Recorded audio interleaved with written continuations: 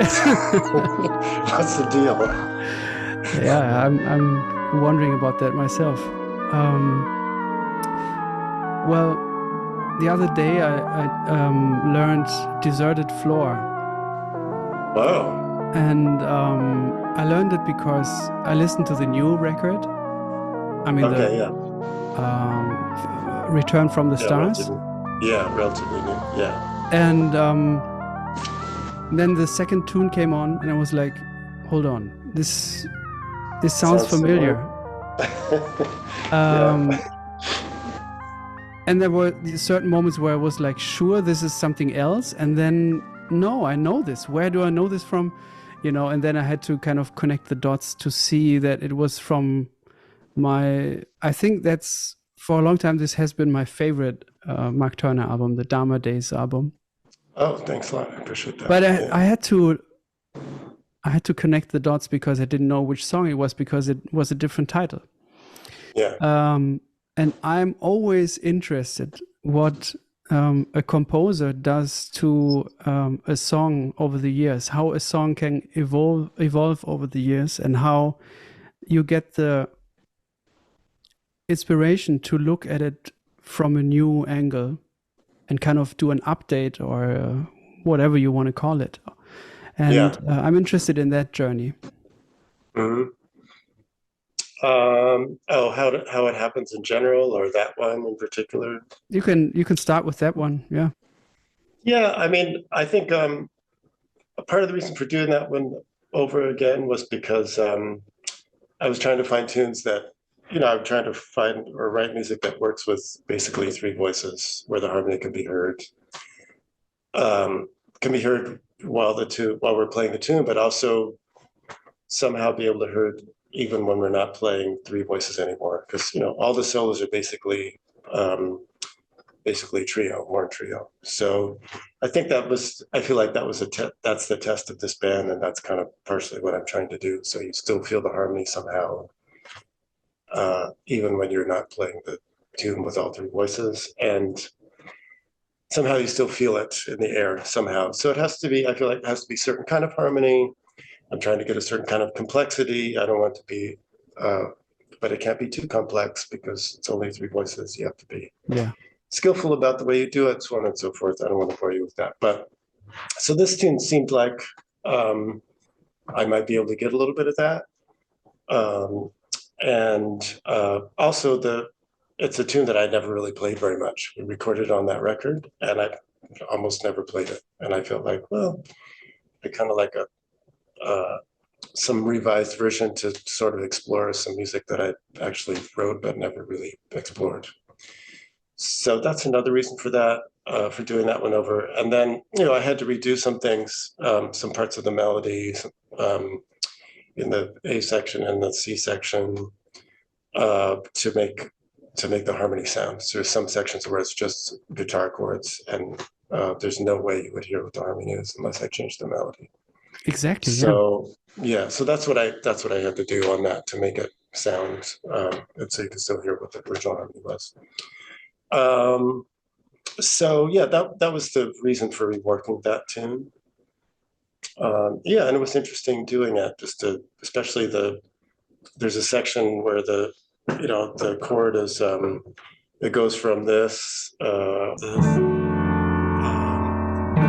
this, those two spots, and it's pretty hard to do. You can't, it's more than three voices. You Yeah.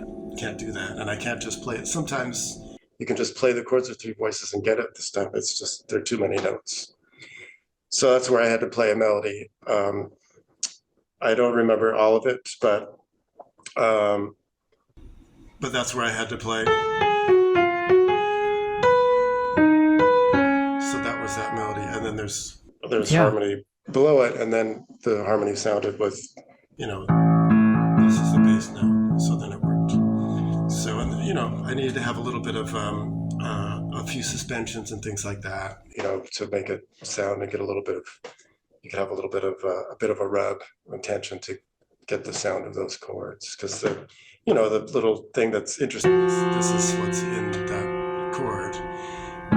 So I needed to get some similar tension, some flat nines or half steps, and then relief the tension to get a similar feeling without holding a chord. So that's what that was. Yeah. But it seems to me that this changing of the melody or extending of the melody or extending of the harmony even led to you adding bars to the song, because I think it's longer now. A little bit, yeah, just a tiny bit. But don't you think that I really I like think so. these moments when in composing when you're like, oh, I think I'm about to enlarge the piece. It might go bigger there, but I kind of want to have it like it's still based on the old thing, but and then the decision process or the Yeah. I don't know who in your mind helps you there, but you're like, fuck it, it can be a new thing. It can be Yeah, right. that was a long time ago. Now it's new. Yeah. Now it's who cares what it was?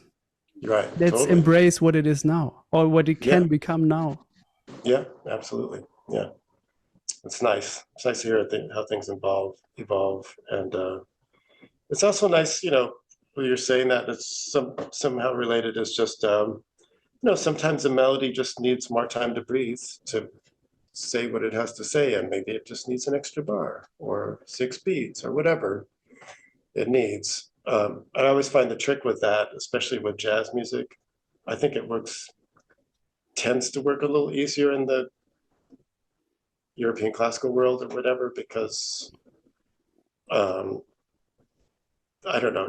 I'm curious what you think, but I think most of that music is maybe not as much in the middle to latter 20th century, but it's basically extended form, melody, and harmony, and rhythm is usually at the service of those for the most part.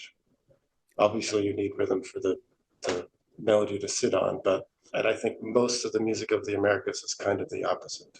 In general, it's not always the case, but most of the time, melody and harmony are at the service of rhythm. In general, it's not always, but I'm just making a blanket statement. So I find it harder when you add beats or add bars, then you have to figure out if it's a rhythmic tune that's in time, where there's a groove, which is most of the time.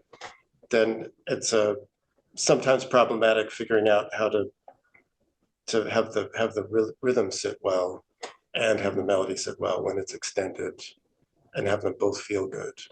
I feel like sometimes that's kind of in a way, that's a lot of many of the issues with music I'm just calling it music of the Americas, the way it's gone out in the world, but music that's rhythmically oriented, that has harmony, especially complex harmony and melody on it, to make them all feel they're equally honored is difficult, I find. So what do you do about it? I listen to a shitload of music where I feel that it is successful, and I try to figure it out. But, what do I do about it? I mean, sometimes I think it's easier, sometimes it's easier where I think often rhythms work when you have a circular form. I think that's partially why many of the forms in, the music that we play today that's rhythmically oriented has shorter forms. That's why you don't write sonatas. A half hour sonata form or 45 minutes that doesn't repeat very much. It's really hard to get a rhythmic groove. You can do it, but it's difficult. It's very challenging. And often, rhythm happens because there's repetition. It rolls, and there's, you hear a rhythm and it happens again. Maybe with some variation, it happens again. That's where you get groove and all those things that we enjoy in modern music. So it's difficult when you try to write a longer form. Sometimes you feel like you have to have some repetition in it. It doesn't have to be exactly the same, which is maybe why there's so many tunes with bounce nowadays. I don't know. There's a reason for them, because we're trying to get something going, and then, okay, now we're going to go into this episodic form or whatever we've got with all kinds of changes or whatever is going on nowadays, But I think that's an interesting problem to solve. So especially when the rhythm is not even, I think it's easier if you have 4, 8 bars And then it gets a little bit more interesting when the rhythm happens in threes, 12 bars, 6 bars, 9 bars, things like that. Then you still get that round feeling, which much of Western music is twos and threes in general. Mm-hmm. And whether the meter is 3 or 4 I'm just talking about the bar lengths and where the rhythm, the form lands. I find that very interesting, if you just add an extra bar or 2 bars just to see whether the rhythm still lands well and feels good. Sometimes you need to be a little flat-footed. Sometimes you need to be more anticipatory. Yeah. Sometimes you want a hiccup or something to say, and then you land. You know what I mean? All the things that we think about when we're writing tunes and thinking about how the rhythm lands, how the rhythm section feels. I think I try to pay attention a lot to that. How does the rhythm section feel? Are they happy? I think that's extremely important. Absolutely. The rhythm section's not happy, then at least with this music, the music doesn't sound good. The horn player can sound amazing, play all kinds of shit or whatever. The rhythm section is happening. It's kind of like, really? That's the bedrock. So, I'd like the form to make the rhythm section happy to play over or to play through as a form, even if it's just a melody, So anyway, just a long-winded way to explain that. I love long ways to explain things. Okay. That's what this podcast is about. I understand. Go ahead, man. I'm not used to it. So, but does that make sense? I'd imagine you that makes think sense, a lot of those things too, or, I do. Sometimes when you talk about things like the rhythm section has to feel good, I would also add that sometimes new things or unfamiliar things don't feel good at the first moment. Yes. Especially those sure. things like, why is it 5 bars now? Like, Yeah. I kind of want to, Yeah. So sometimes we have to work through those feelings to make something feel good. Oh yeah, absolutely. Yeah, that's fantastic. Maybe I should correct myself. Feel good after a certain amount of rigor if necessary. I don't mean immediately good. Yeah. Sometimes that's too easy. You need some tension. Yeah. You know what I mean? In anything, in music and life, your reed needs to be hard enough, whatever. You need some tension-related keys for you to make some statement, whatever it is. I think to have some force, if I should use that word. Yeah. Sometimes when it's too easy, whether it's anything, for me, I feel I'm unsatisfied by that. I like some work and some rigor to see, okay, we can get here, but it's going to take some time. Yeah. And it's highly rewarding, including the form and how it feels with the rhythm section. So yes, I hear you. I agree. Yeah. I think Wayne Shorter talks about resistance, right? Yeah, exactly. Plane needs resistance to take off. Absolutely. Yeah, I mean, there's no doubt about that. Yeah, in every walk of life. Yeah. Yeah. Well, what are you struggling with right now? Everything. I mean, always. Is there something that you're trying to solve right now musically? Oh yeah, there's all kinds of things. I mean, it's a laundry list. I always make lists of things that I'm trying to work on, just so I can remember them. Just to keep it in mind. Partially just because I think, maybe not. Maybe I shouldn't say, but I think most art forms some are less abstract and some are more concrete. I think music is probably one of the most abstract art forms because, as opposed to, let's say, dance or visual art or sculpture. A sculpture, your hands are right on it. People can see it. You can feel it in your hands. Music it's all this. The only way you can touch it is dancing or you touch your instrument. I think most people are more used to seeing something and making ideas or judgments about what something looks like than what something sounds like. It's very difficult to, Mhm. People can recognize a color, but it's much harder to recognize a chord Mhm. or a note and say what the note is. It's difficult. It's very abstract, I think, So if you have ideas or feelings about music, or let's say myself, that I would like to do, I feel like I need to write them down and describe them. Just because, one, on the art side, that's a huge, it's an ocean of feelings, emotions, sentiments, uh, you know, uh, psychic scopes or whatever. And then there's the craft side, which is more concrete. Let's say you have to work on your time, harmony, form, your technique, so on and so forth. You can sort of quantify those things, but the other part is, I mean, it can just go on forever. You can contemplate forever and never play a note. So you have to, I feel like I need to pinpoint something, even though it's not exactly what I want. I just say, okay, I'm going to work on this. I'd like to have issues with this. I have issues with that, blah, blah, blah. I have a list. And I try to say, what am I going to do with them? So yeah, I just write things down. So yeah, I mean, I would say the things that I'm trying to work through are, I'm always working on harmony. I love harmony, trying to figure out different ways to play it, how to access it on a single line instrument. I'm always working on voice leading, so I'm just thinking about new ways to do that. I've always worked on, harmony in a variety of ways, but let's say forward-moving harmony that moves chord to chord or has forward motion, and then harmony that is not necessarily oriented to that, but more related to bitonality, tritonality, or a set of scales. So you're just trying to get sounds that are on top of lower sounds. Yeah. I'm trying to work that a little bit more. I started working on, so I used to work on some on Messiaen scales. Now I'm doing it again with some of the ones that have more notes in them. So limited transit position scales, just to see what's in them more than I had in the past. I've done it, but I'm redoing it. What's your process in doing that?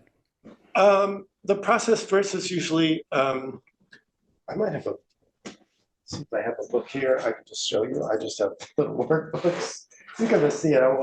Maybe it won't make any sense, but here's one of them. There's another one, but usually I write down the scale I just break it up in thirds, fourths, fifths, and make sevenths, ninths, and things in the, let's say, a traditional way. So they're actually thirds, fourths, and fifths, and things like that. Yeah.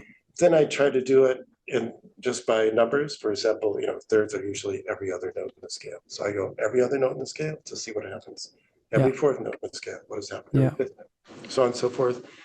Just so I can get an idea of what the scale is in a way similar to what I would with any of the scales that we usually play, major scales, minor scales, so on and so forth. So I get a similar feeling. Yeah. So I can sort of understand it on that level, and I can access it because that's what I'm used to doing. And then just to see what's in it, sometimes, especially when I start doing it like every other note or fourth note, then I run into things that are highly unfamiliar. The first note, I'm finding things that are more familiar, maybe, a set of thirds, but stacked differently than I would if I were playing a Ionian scale or something like that. So that's the first thing I do. Once I do that, then I'm kind of familiar with it. And then let's say, for example, I'm just going to show you this page. It may not make any sense because it's a lot of scribbles, but I'm just going to, which one is it here? Just so you can see it, for example. Wait, it's the wrong one. Wrong workbook. I'm getting to the other one here. I didn't see it now. Did you already show it? No. No, I'm about to. Okay. I'm just, this one has a few scales in it, but I'm trying to get to a bunch of other junk in here. Let's see. Almost there. Yeah, keep up the tension. It's good. It's good for the episode. So here's one. So this is the scale. So, this is the one with the most notes in it. I think it's transposition 6 or 7.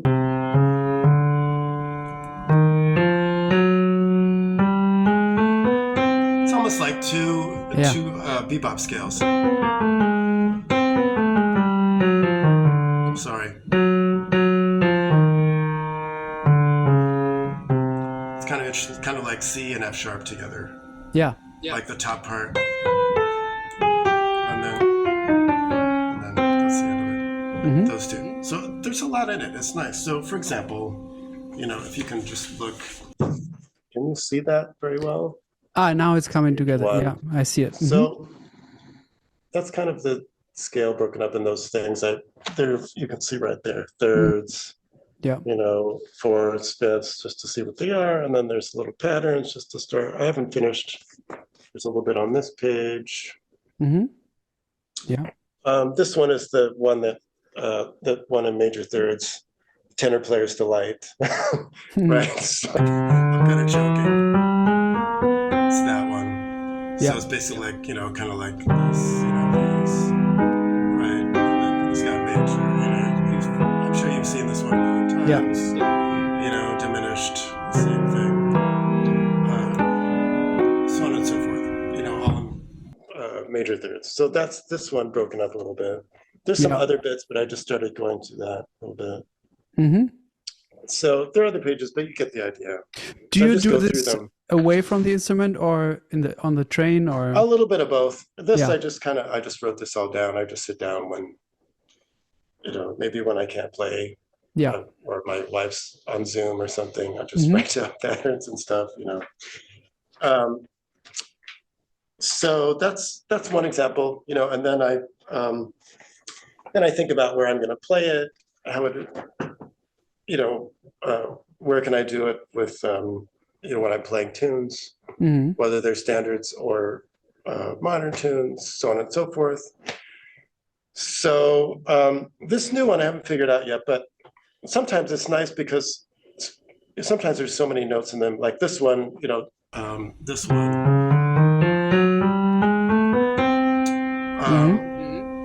This one immediately I would think about it in F sharp major and C major.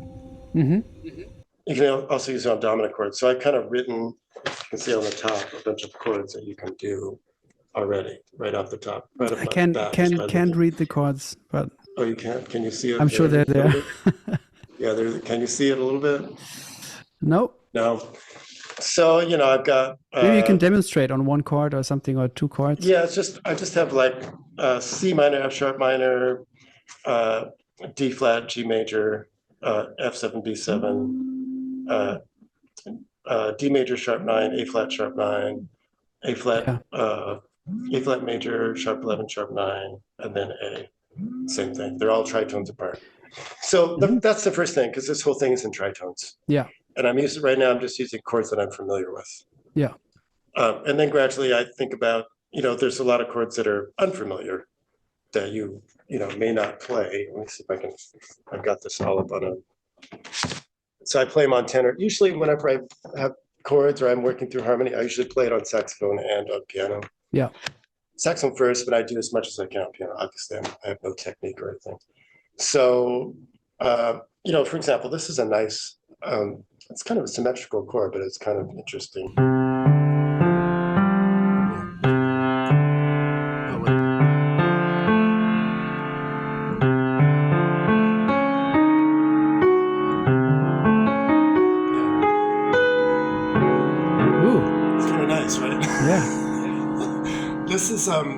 This is thirds. For example. So I just look for what's in the chord. So this is all thirds going up. Thirds, almost thirds in the bottom, thirds in the top, I think. Yeah.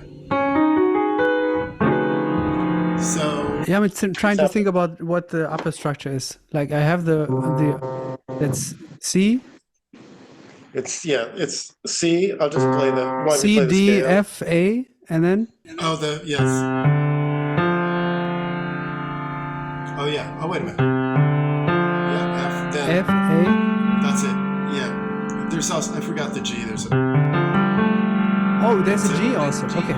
There's a G also, yeah. Oh, okay. So that's pentatonic almost, like It's a it's pentatonic, totally yeah. pentatonic. And then that's it. So that's The second one starts at C sharp. I start in C sharp or D flat. D flat. Yeah. G flat, A flat, and then B. And it's so that's thirds. Yeah. Supposedly. I mean, it's the way I put it here, the way I'm writing it out. Yeah. It's all thirds. Yeah. So it's every cool. other note, it's interesting, right? Thank you for checking out this episode.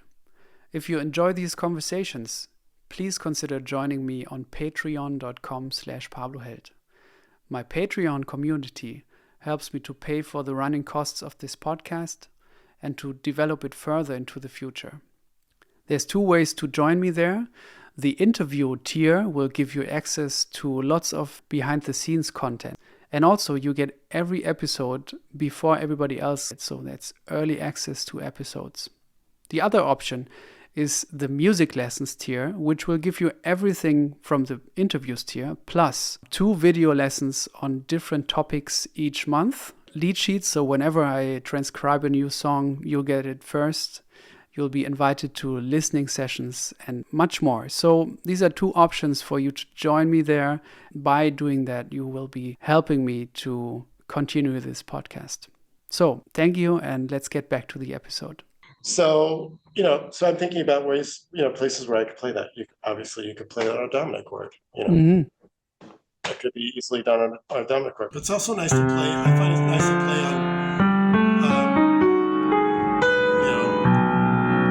Yes.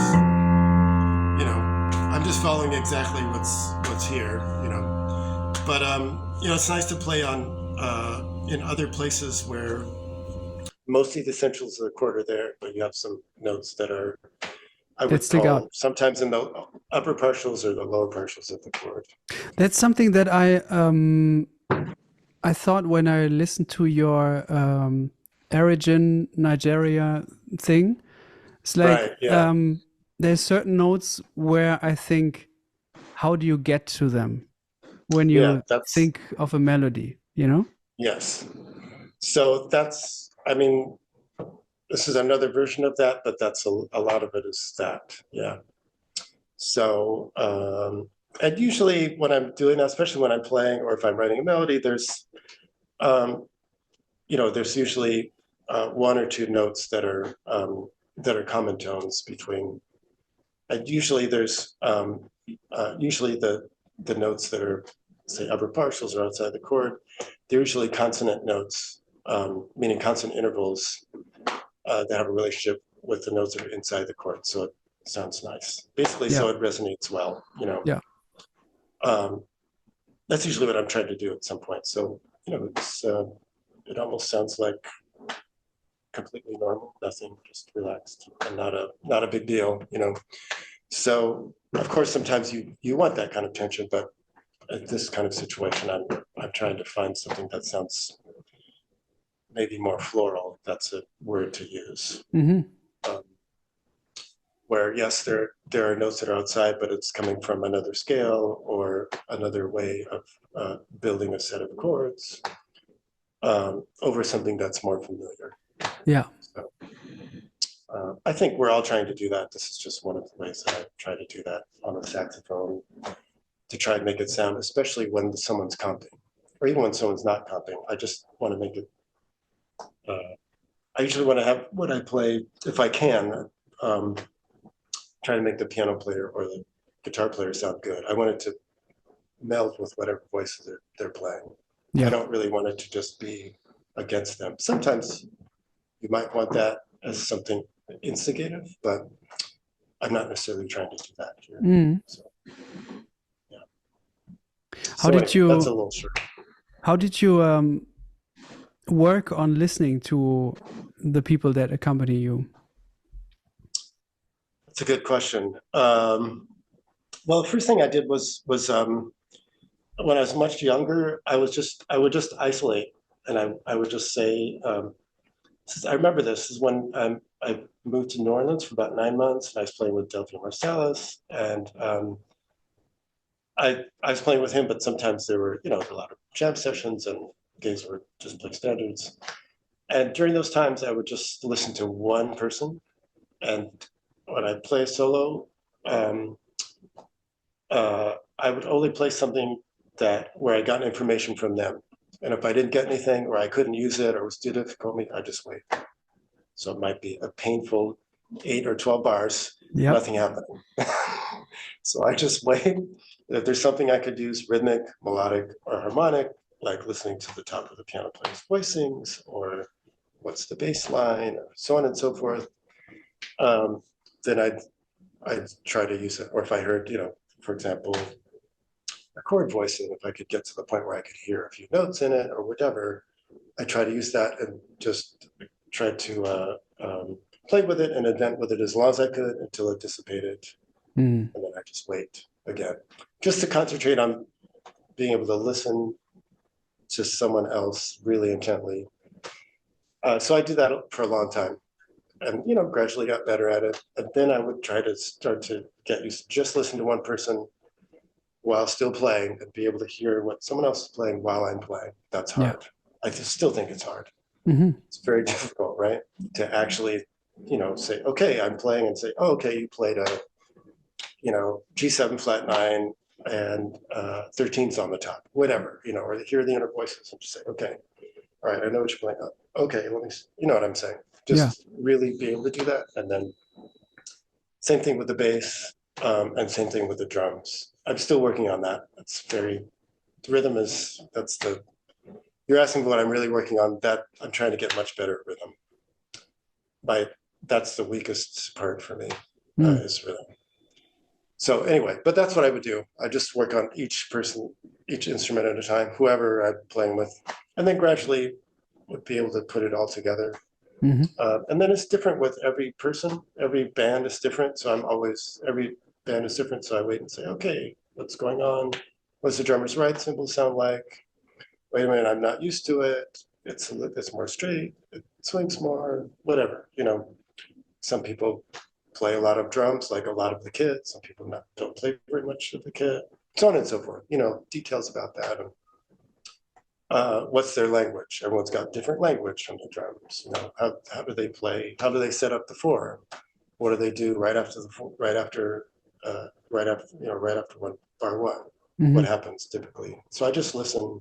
I listen back to recordings just to hear what someone's vernacular is, so I can get used to it and play with that person in that band, as opposed to, for me, I don't want to play the same. I mean, of course, I'm going to be myself, but I just want to address every situation, So that's kind of the bulk of what I did, or do still. I want to go back to. Actually, I want to go to Myron's World. That's the other song that I transcribed a couple of days ago. And I shared a little story. We were talking about social media before we started. I shared a little story of like the first couple of bars of my transcription. I did a photo and said, like, I'm preparing for this interview.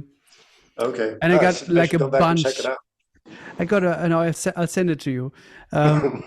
I got a bunch of messages. People sending me their lead sheets of that song, and different people sending me lead sheets that you wrote for different band leaders. They sent it to me. And I was like, don't send it to me yet. I'm still trying to learn it myself. Send it to me tonight when I'm finished. I love that song so much, and it's so great to hear the different versions that you've recorded over the years. But I was curious, like, in general, about how you write down things and how specific you are with voicings, because I hear in songs like I say Zurich, you say Zurich. Yeah, that's correct. You should do it. And in this world, and I hear a specific harmonic language. that is very specific, and it comes out in other songs, but still I'm not sure when you actually write it out or when you actually have such a great harmonic understanding and mutual understanding between you and Kurt, obviously, where you maybe don't have to write it out or just talk about it. So what I did is I don't know if you can see it. Nice. Write down. Yeah, I can see it more or less. Voicings, and sometimes I thought maybe that he didn't write out a voicing, but then I just wrote out the voicing that I think is there mostly. Yeah, I wrote out the voicings too. Oh, you did? Because all the lead sheets that I was sent of people, you know, it's just the chords. It's just the chords. Yeah. I'm interested in how you name this chord. This one is, okay, that's what Kurt played on the record. Yes, exactly. And sometimes with the major 7 of the upper structure. Yeah, that's also in there too. But so some people like to play it, some people don't. So I kind of thought of it as, so let me see. So it was actually just this. That was I just did that. And you know, you could, as opposed to that's the way it was played there. But yeah, it's basically that's it. And you can yep. Could be like, so it was, I think I wrote maybe A flat minor 11 or D flat salsa G. I see. It's a simple way to do it. And that chord that you have there is an option. So for some people, it felt like that was too harsh. So I left it out. If you want a softer version, then G flat over G. So it's it's an option. So that's what that was. Yeah, that's basically it. Simple. Yeah, it's a beautiful song. I really like it, and also it's so inviting you want to play over it. Like you play the melody a couple of times, but I feel like, oh, I want to play. You know. Very kind. Thank you. But when I listened to it, it was like I don't really. When I transcribe something, I don't really count bars before, like how long is the form. I just go from whatever it is. This is the harmonic structure, and before I even transcribed it, I listened to it in the recent days, because I listened to it like I always wanted to tell you, like Jacky's Place, when ringtones became a thing on cell phones, Jacky's Place was my my first ringtone. Oh my god, that's funny. Great, that's awesome. Like, man, I can roll over and die now. That's good. It's just to tell you, that's a special album for me, Dharma Days. So in the past days of going back to it, it's like, I know this song. So I listened to it and listened to it. And then after a while, although I had been listening to it for such a long time, I was amazed that it's a 16-bar form, because it always seemed longer to me. Right, I know what you mean. Yeah. And I don't know, I think there's something about the harmonic structure of this piece where it's sometimes you feel like, we're here again, but it's different. It's similar colors return. Yeah, exactly. And that kind of elongates the feeling for the form, with me at least. Yeah, no, I totally hear you. That's I was trying to write. That's kind of what I was trying to do, is write a short tune that sort of feels circular and comes to similar places again, kind of like a long form. It's a long form, right? You play something and you recapitulate, but with the development, things like that. So it feels like you've had a story to tell or something like that. Mm-hmm. So anyway, I was trying to figure out how to do that. Yeah. So that's what it was. So I guess it worked for one person. For sure it did. Yeah. Would you share some memories of working on that music at that time, recording the music, rehearsing the music, for Dharma Days? Yeah, I think yeah, I remember it was pretty. I barely remember. It was fairly straightforward. It was in. I think we did it at a Sear in this. I think it was Studio B, the smaller one, the one upstairs. Hmm. C, I guess they have now is a bigger room, but the one upstairs. Yeah, and I think the bass room was it was a little bit I think everyone had their uh, the doors slightly open on them. There's glass doors and they're slightly open, so it was a little bit. There's more bleed in that recording. I think drums were just in the middle of the room with partitions, Hmm. um, and yeah, we played the music. Maybe I don't even remember having much of a rehearsal. We played a little bit, and then we just did it. Um, there wasn't that much. I think there was some little bit of discussion about some details, especially between Kurt and I. Some things we kind of knew because there's similar language between us. But yeah, there wasn't a lot of not a lot of rehearsal. Maybe we had one rehearsal. I barely remember that. I the working on the tunes and all that kind of happened afterwards, and we didn't even play that much after the recording. After the Mm. recording, maybe we had two tours. That was it.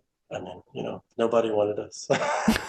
So no, really, it was very difficult, and that was it, So um, I hate to say it, there's not a whole lot to say that I remember. There was most of it, there weren't many takes.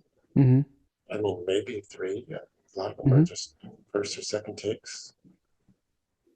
It was a pretty fast session. Went through, I guess we had 2 days. Most of it was in one day. Hmm. How do you Uh, think about that's the it. album now, like with Um, more than 20 years apart? I feel like I'm glad I did it at the time.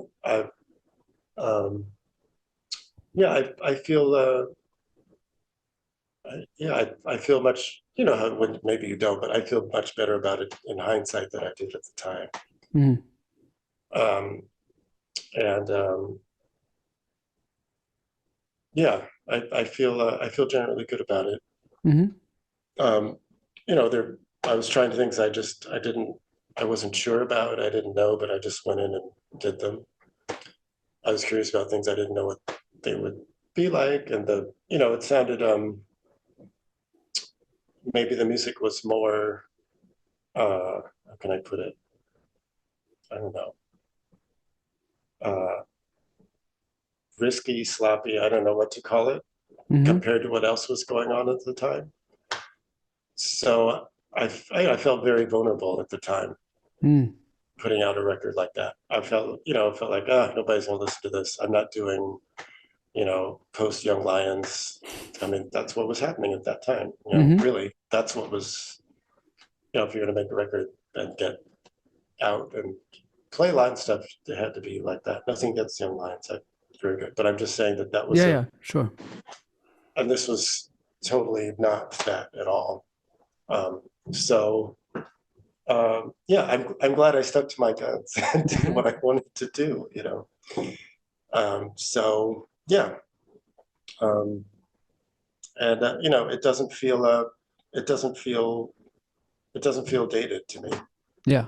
in the sense that you know, um, it doesn't feel like that was maybe nowadays someone your age might say, oh, that's a real 90s thing to do, but it doesn't feel like that as much to me Mm. as I thought it would. So yeah, anyway, I'm, I'm generally feel decent about it. What was the process on Zurich, that song? Because Well, you the first recorded time it a couple of times. I recorded the first time was on the first record I did. Hmm. Um, and we'd been playing it in Kurt's band with Jeff and Ben. So he already knew it. And so it didn't take much. It was kind of I wasn't going to do it actually. And Matt Pearson said, hey, do another tune. It's something we've been playing live already. So I said, okay, well, let's play it. So we just did it. It wasn't, it was, wasn't much of a process, I guess. It was more something we was sort of in our language we had been doing for a while, and yeah, it was It's like that. something that Simple to I've pull out. heard a couple of times from you and Kurt together. Is that thing of playing a groove but playing something rubato over that groove. Right, exactly. So yeah, it was one of those tunes. There are other ones too that Kurt had written, so it was kind of like Christmas that kind song of is thing. another favorite of Christmas mine. song is like Yeah. that. There might be another one or two that's like that, but Christmas song is the most, well known of those. Hmm. Sometimes I forgot there's some other ones, but so yeah, that was that kind of, a little bit. I mean, maybe rhythmically, I guess we were kind of sort of thinking, I don't know, kind of like that record, that Ornette record, Science Fiction. Hmm. I would say, if anything, that that's kind of where it comes from. Is Yeah. that kind of playing melodies, chords over some kind of rhythm that may be semi-continuous. Does that Yeah. make sense? But that's kind of what that is, I think. Hmm. Here's something else that I'm curious about. I know that John Coltrane was a big and still is a big influence on you. Yes. So I want to pick your brain a little bit in terms of Steve Grossman, Dave Liebman, Uh, Michael Brecker, yes. you, all of those, and there are more, of course, but these Yeah, players there's way more. went so deep on Train, Yeah, and all of them they sound did. different. Right. They do, more or less. How does that work? Oh, why do they sound different? Yeah. I'm talking about John Coltrane What do you being a portal, being a portal, like you go deep, but you get transported to a different place if you really go deep. Yeah, if you go in. Yeah, I mean, it's a hard thing hard to comment on that one, but well, I think one is just this sort of an aside, but related. I do think that not everyone accesses music this way, but I think many people do by emulating your heroes musically, and then sort of coming out the other side as yourself.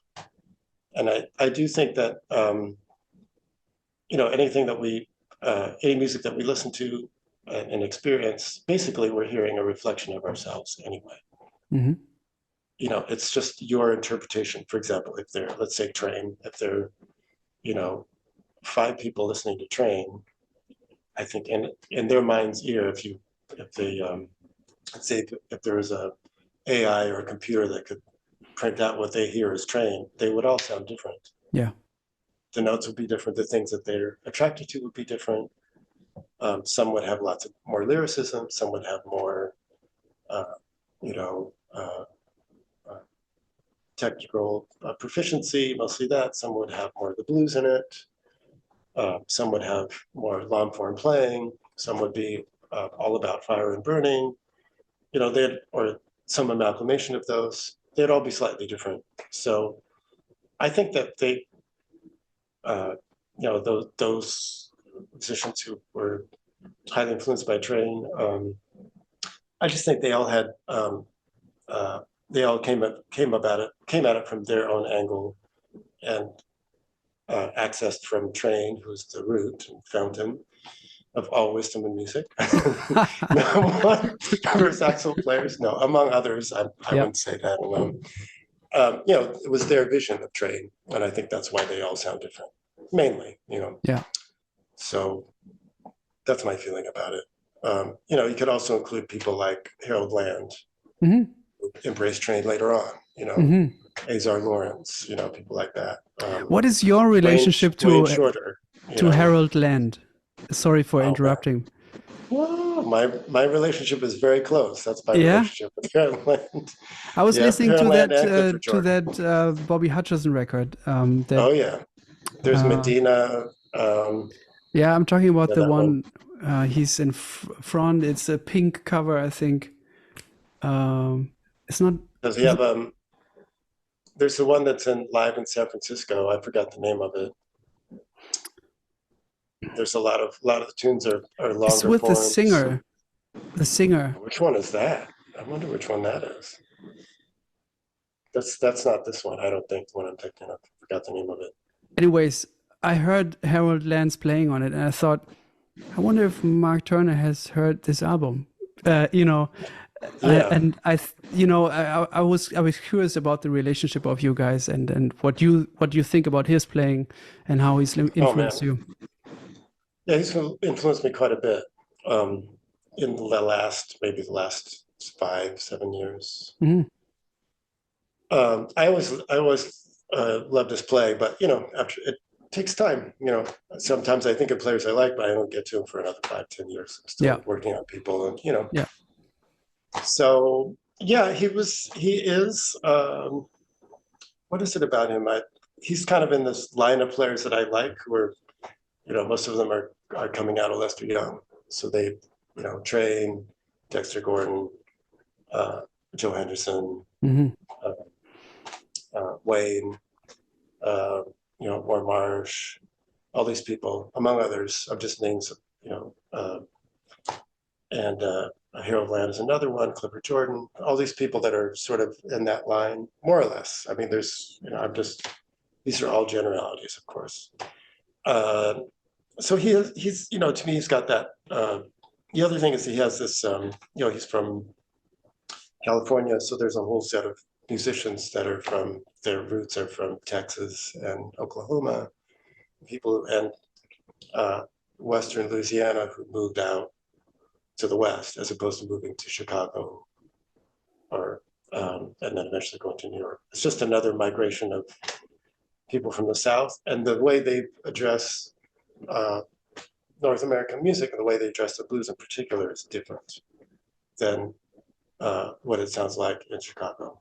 Mm. Or let's say farther east like Mississippi, Alabama. The way they address the blues and their time, their feeling, their sensibility is a little more Western. It's a little more mysterious, more space, more air in the sound. And somehow it's not, I wouldn't say more direct, but more minimal, which I really love about the musicians from that period. So that includes from that area. So that includes, includes Ornette. He's got that, Dewey Redman. They all have that, James Black. All these people who have that kind of Southwestern and Western sound about the way they address this music. So that I was particularly attracted to, and also at that time I was just trying to figure out my relationship to the blues and soulfulness. Just trying to figure that out. What does it mean to me? How do I address it? Which musicians do I relate to? I also went back to listening to musicians I'd listened to a long time ago, but just only for that element, really. Just where does that come out? It's interesting. Because I felt for a long time I was sort of, how can I say? I was afraid of it, meaning I didn't want to play it in a way that didn't feel authentic to me and felt, maybe banal or something like that. Meaning I'm supposed to play the blues because I'm an African-American jazz musician. So let me play something that sounds like blues vernacular, but I don't really know how to access it. And I'm not really connected to it.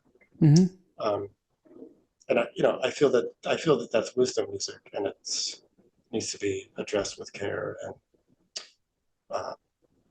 as often with anything wisdom oriented, it can be very, very simple on the surface, but it can easily become banal if not addressed with care and time. Oftentimes it doesn't. It's not addressed with care. It's like let's play blues in F. Yeah, come on, that's let's what play. I mean. Exactly. What do you mean? Let's play blues like an afterthought? Yeah. Wait a minute. That's the hardest shit to play. Yeah. Let's play something else if you don't want to, want to play blues. It's not just a set of changes to play your shit over, It's my opinion, but it's just one opinion, but that's how I feel about it. So anyway, Harold Land was one of my important windows into figuring out how it relates to me and how I can step into that door or into Any that pool. particular recordings? Um, Definitely the first one that I listened to was I think it's a double CD, or maybe it's called Medina, the Bobby Hutcherson record. That was super important for me. It really, really brought me into that. And then, there's um, I think it's New Shade of Blue. Whoa, I thought that record is so killing. And then the one where I think it's called West Coast Blues. Maybe it's called West Coast Blues. The blue cover, the one with Wes Montgomery on it, and then the other one with the Watts Towers on it. I forgot the name of it. I remember album covers better than names of album covers, albums. But that one, those are the ones that I listen to most. And I think there's some other maybe bootlegs I'd heard with in Bobby Hutcherson's band, or maybe it was dual led. Yeah, these Early all-star. 70s. There's a California All-Stars or something, or no, Riverside All-Stars. Okay. Yeah, I think also Maybe that that's was it. with Hutchison and Billy Higgins and Right, exactly. Yes. yeah, who else? Um, Maybe Cedar Walton. I'm not sure. okay, maybe.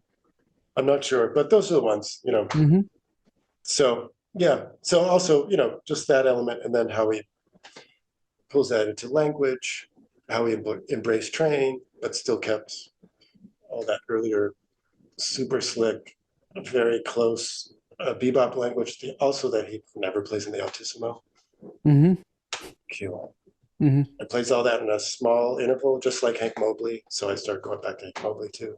It's all basically maybe an octave and a fifth, octave and a sixth. It goes in the palm keys sometimes, but it's all in the center of the horn, which I think to play a lot of content, meaningful content, is very difficult to do well. It's kind of more like trumpet players.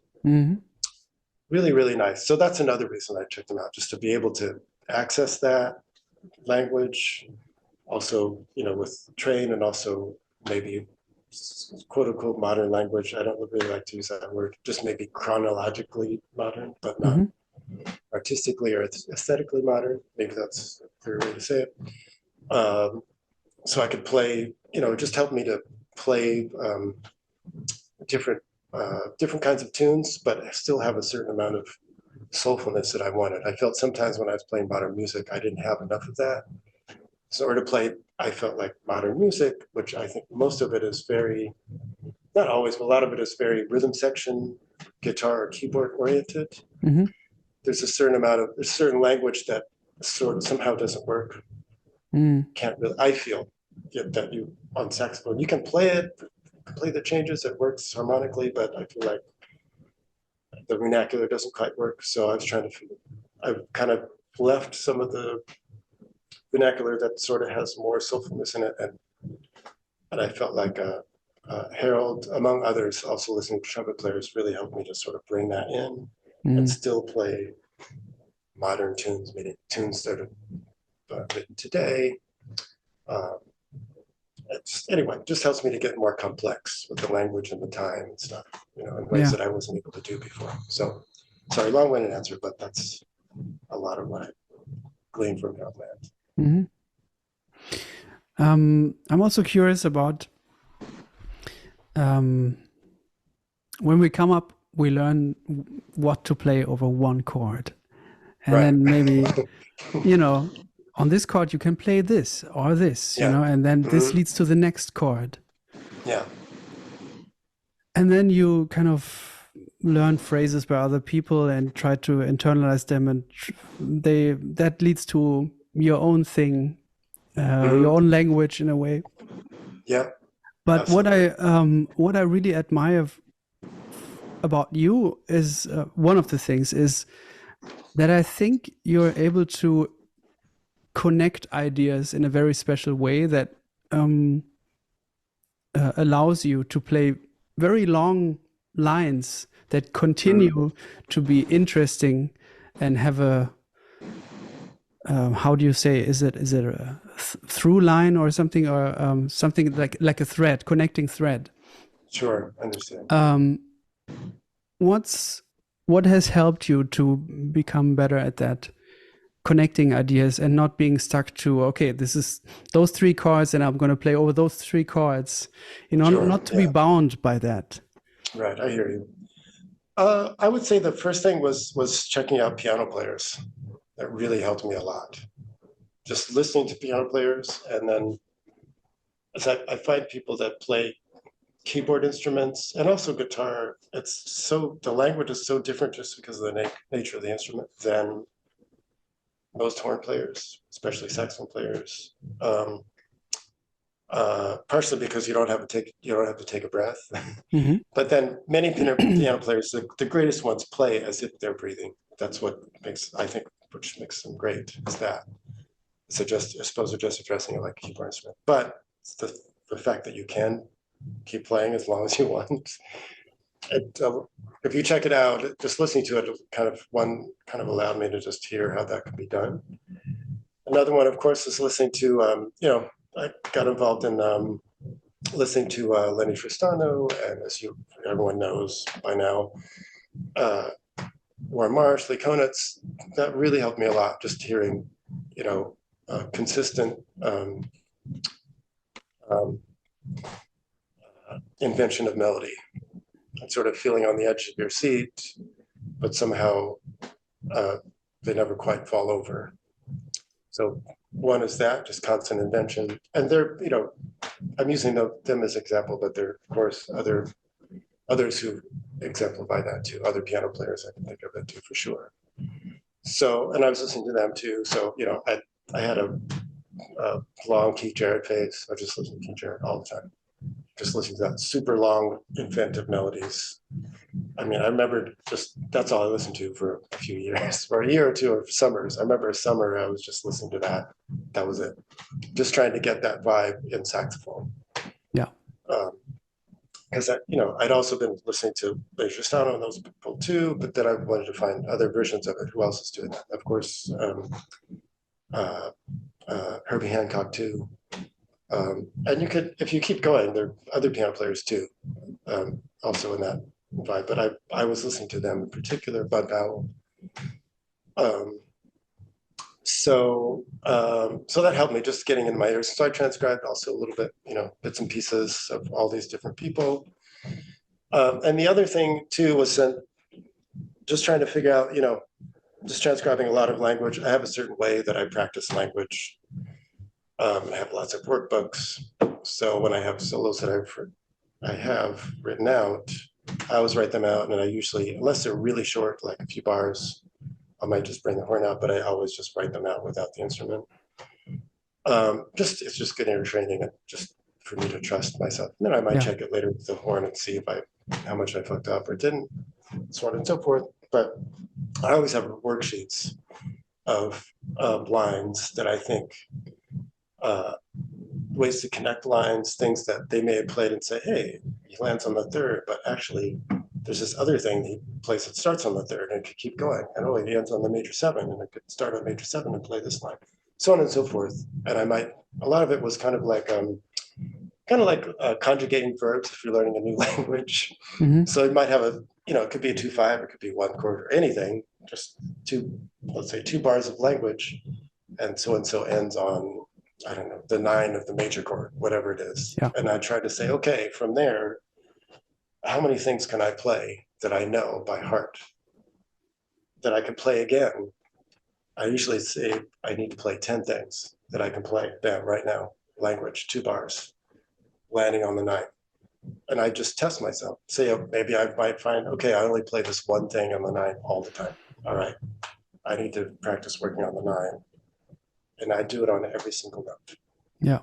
Just keep going until I can, on every note, I feel comfortable. This is me. I'm not talented. So I just have to work on everything. I know some people who are very talented. Music flows for them. That's not me. So I have to figure out ways to do it. But that's one way that's really helped me. And I do it with all kinds of chords, different kinds of combinations of chords. Working on voice leading is a big one. And then also working on cadences. So different kinds of cadences. If you start here, how many moves, how many chords to get from A to point B. So I'd start with C to C, then get from C to B major, C to B flat major, so on and so forth. You know, all 12 keys. Can you play in an 1 or 2 example on the weeks. piano?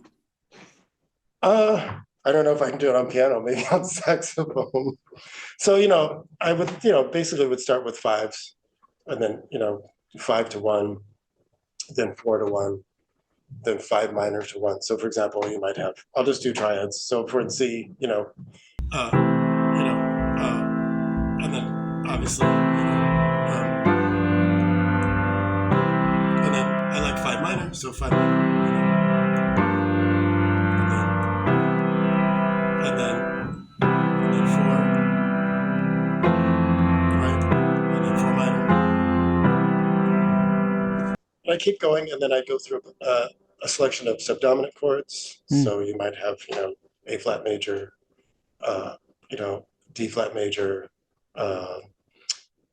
I might do things like I might take chords from another key. So let's say it's a long process. So it's hard to go through it quickly now, but I might say I'm in C. Let's say I'm in C, and I might go through all the 2 5s. I'll start with 2 5s from an adjacent key that's close. So this is I'm just coming back to C. So let's say C. I'll take chords maybe from A flat major. So maybe something like instead of going, let's say I do 2 5, I'll just do, you know,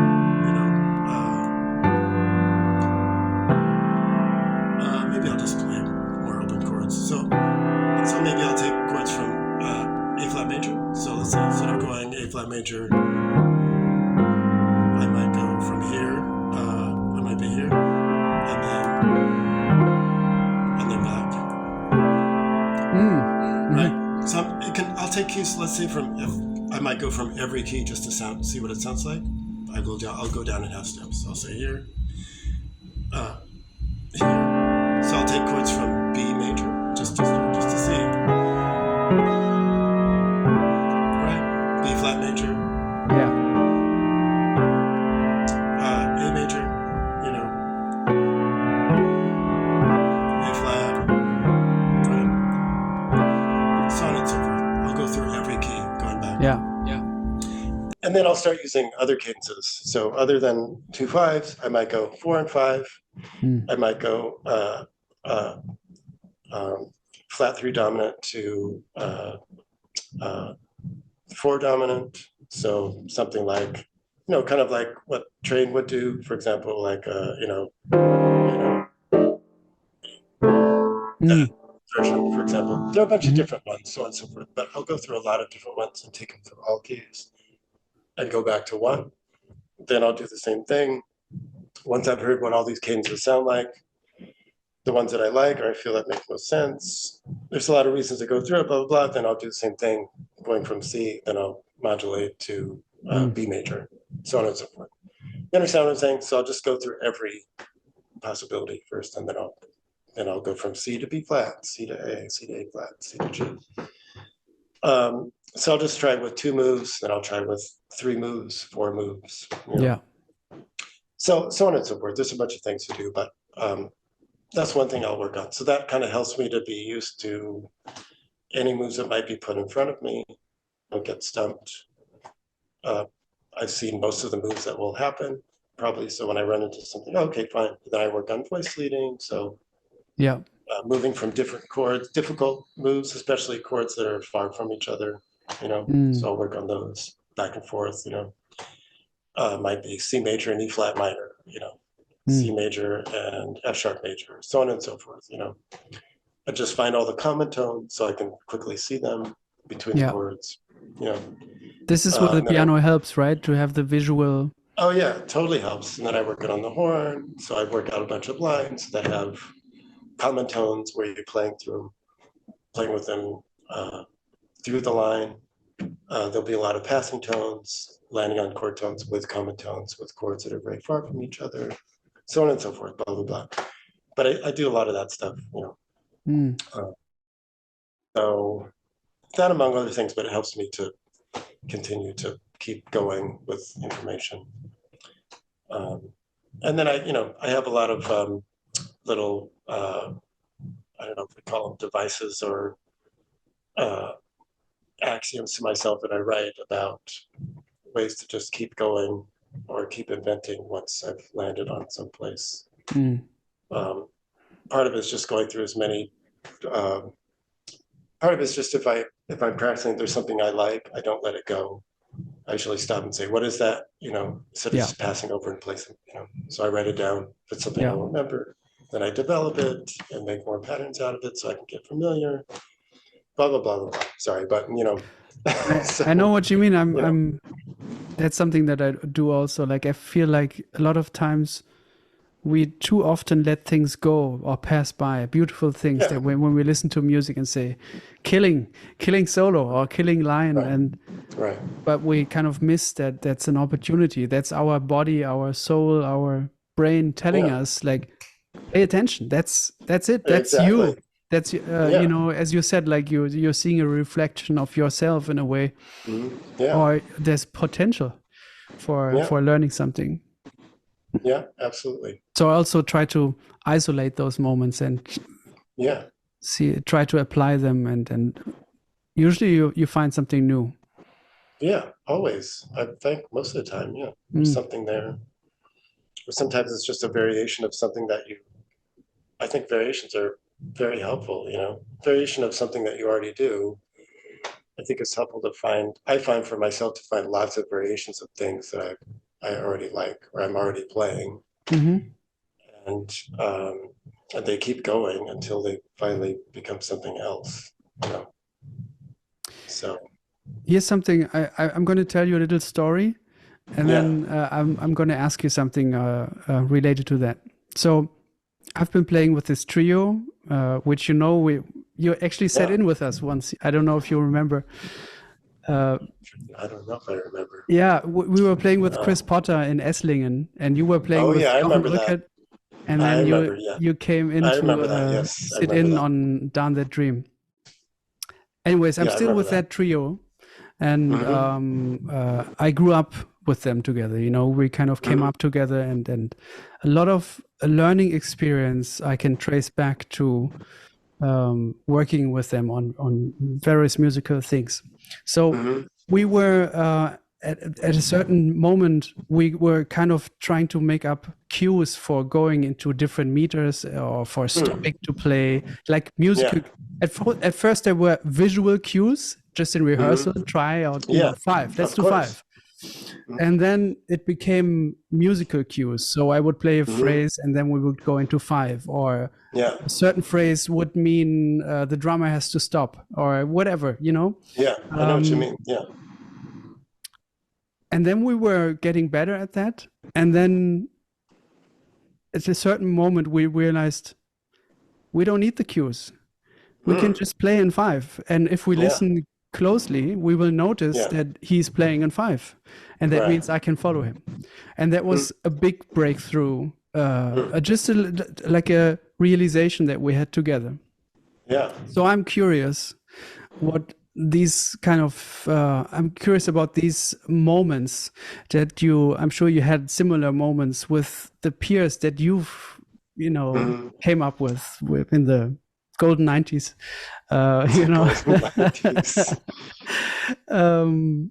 so I'm basically curious about that, like breakthrough moments with your peers. Well, I can think of one breakthrough moment playing with Kurt at this club called 3 of Cups. At least for me, maybe it was for him, maybe it meant nothing. I think he felt it too, but it was a moment where I think I've never been, later I got better at it, I think, but at that point I'd never been that connected to someone else. Like we were playing as a tune, we were playing, and then eventually ended up duo. It was like it felt completely synchronized, and I wasn't even, there was no thinking, no worry, it was almost like, I don't know, it felt like the same instrument or something. I'd never been connected like that before with another musician. I didn't know what that felt like. The 4 of us been connected quite a bit, very close, anticipating each other, understanding what each other would do musically, harmonically, especially melodically in particular too. But at that point, I hadn't. It's definitely a breakthrough moment in terms of trust. I think music takes a lot of trust. Oh yeah. I mean, if you want to Totally. get to a level that's, I don't know, a level that's feels authentic, profound, meaningful to you, as opposed to just proficiency, high level proficiency in craft, that's also great. But at some point, I think some point you have to go beyond the thinking mind. I think we all know that to some extent, and thinking mind is too slow for that, and maybe it doesn't know enough. So anyway, that happened. I've been trying to learn to work on just listening and trust. When I was telling you earlier about listening to each musician at a time, I've kind of been just working on that for a long time, just trying to figure out how to improvise, how to see what it feels like to make something up based on things that I know or what's going on, listen to other people, play at the same time. For me, that was very new, and I've been just working hard at it for 4 or 5 years at that point, and that was a moment. So it continued more other times, but that was a breakthrough moment, at least for me. I think for other people, it probably happens all the time, but for me, it meant a lot. So, yeah. What is something that you've learned from Jorge? Jorge, whoa. Jorge is, he's one of those people that I'm talking about he works really hard, but he's also just super talented. I've known him since when he first came to the States. He came to Berkeley on a trumpet scholarship and played like KD. He sounded great, and he played drums. He's just one of those people that's kind of ambidextrous, and always checking things out, and digests musical material, I think, very quickly. So I guess, I don't know, what I learned from him is, one thing I think I learned from him is that it's okay to not be that way and figure out my own way, and not be it's easily for me to be intimidated. Otherwise, I would have stopped playing music a long time ago. And also just, I guess to be around someone who is, how can I say it? I don't know. That like-minded, maybe learned from him. Well, I mean, I already had a strong work ethic, but maybe reinforced work ethic. And dedication to the masters and learning standards, and being and just always finding newness and invention in what can be considered old. Because Jorge is just, I don't know how many tunes he knows, hundreds of tunes now. Yep. And super into it and always inspired. So I guess, I don't know, I've learned that from him, but maybe also just reinforced feelings. Always felt like that, but yeah.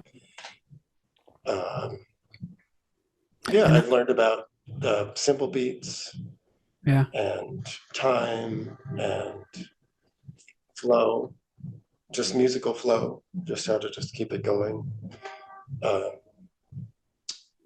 Being involved, but also lighthearted, like deep into it, but also light. Like, it's not that serious, but it is, but it's not a little bit.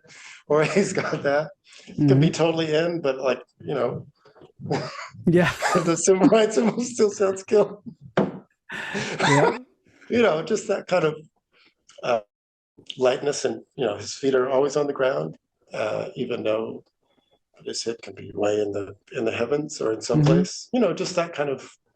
It's nice to know that sometimes when things get too heavy, that's what it sounds like. Being deep in the music doesn't mean having your head in the mud. You know what I'm saying? Exactly. You know what I'm saying? It's good. It's good to have a few balls rolling. Sometimes it makes you concentrate more. So I learned that from him too. How is it for you to have such a close relationship with somebody, and all of a sudden he's at a different instrument? And you know, because you've played with him when he was on drums and on Yeah, vibes, you know, yeah. what That's does it great. do to you? It's what's that's not. I mean, it's nice to hear the same personality in another instrument.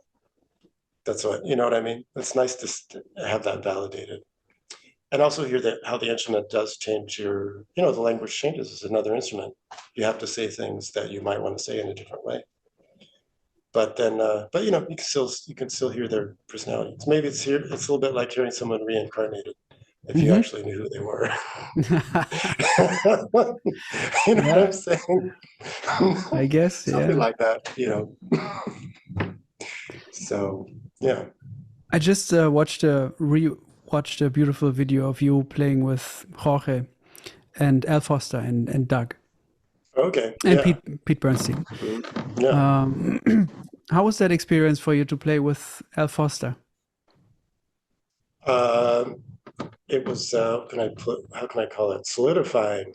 Mm. And uh, solidifying, I mean that, you know, it's it's always helpful to play with older musicians, like you're working a lot of music and see, okay, let's sort of the test. Does this language, does what I'm doing fit with the way they play, Hmm. with the sound of their instrument, particular drummer, their red cymbal, their comping. So I'd say it's solidifying. I hate to use the word validation because it's kind of like, I don't know, it feels like a egotistical validation. I Yeah. don't mean that, but validation of what you've been working on and what your vision is and what you think should be done. So a lot of times we're just working with recordings, right? Hmm. And playing with our peers. If you play with someone older, it validates, meaning it's like, okay, this person was on this record. This person Yeah. played with these people, and okay, it sounds right. Or hey, wait a minute, this doesn't quite sound right. I need to change it up because I see how it actually sounds in Hmm. real life. So that's kind of how I felt like that, or feel playing with someone like him, or Billy Hart, or some of the other people I played with who are older. Similar experience, but different, you know, different individual, different language, slightly.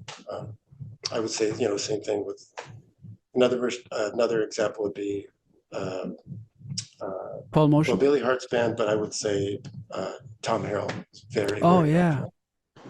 Man, super helpful, especially because I played with him once in the 90s, back when Vigione still was working. I think it might have been 97 or something.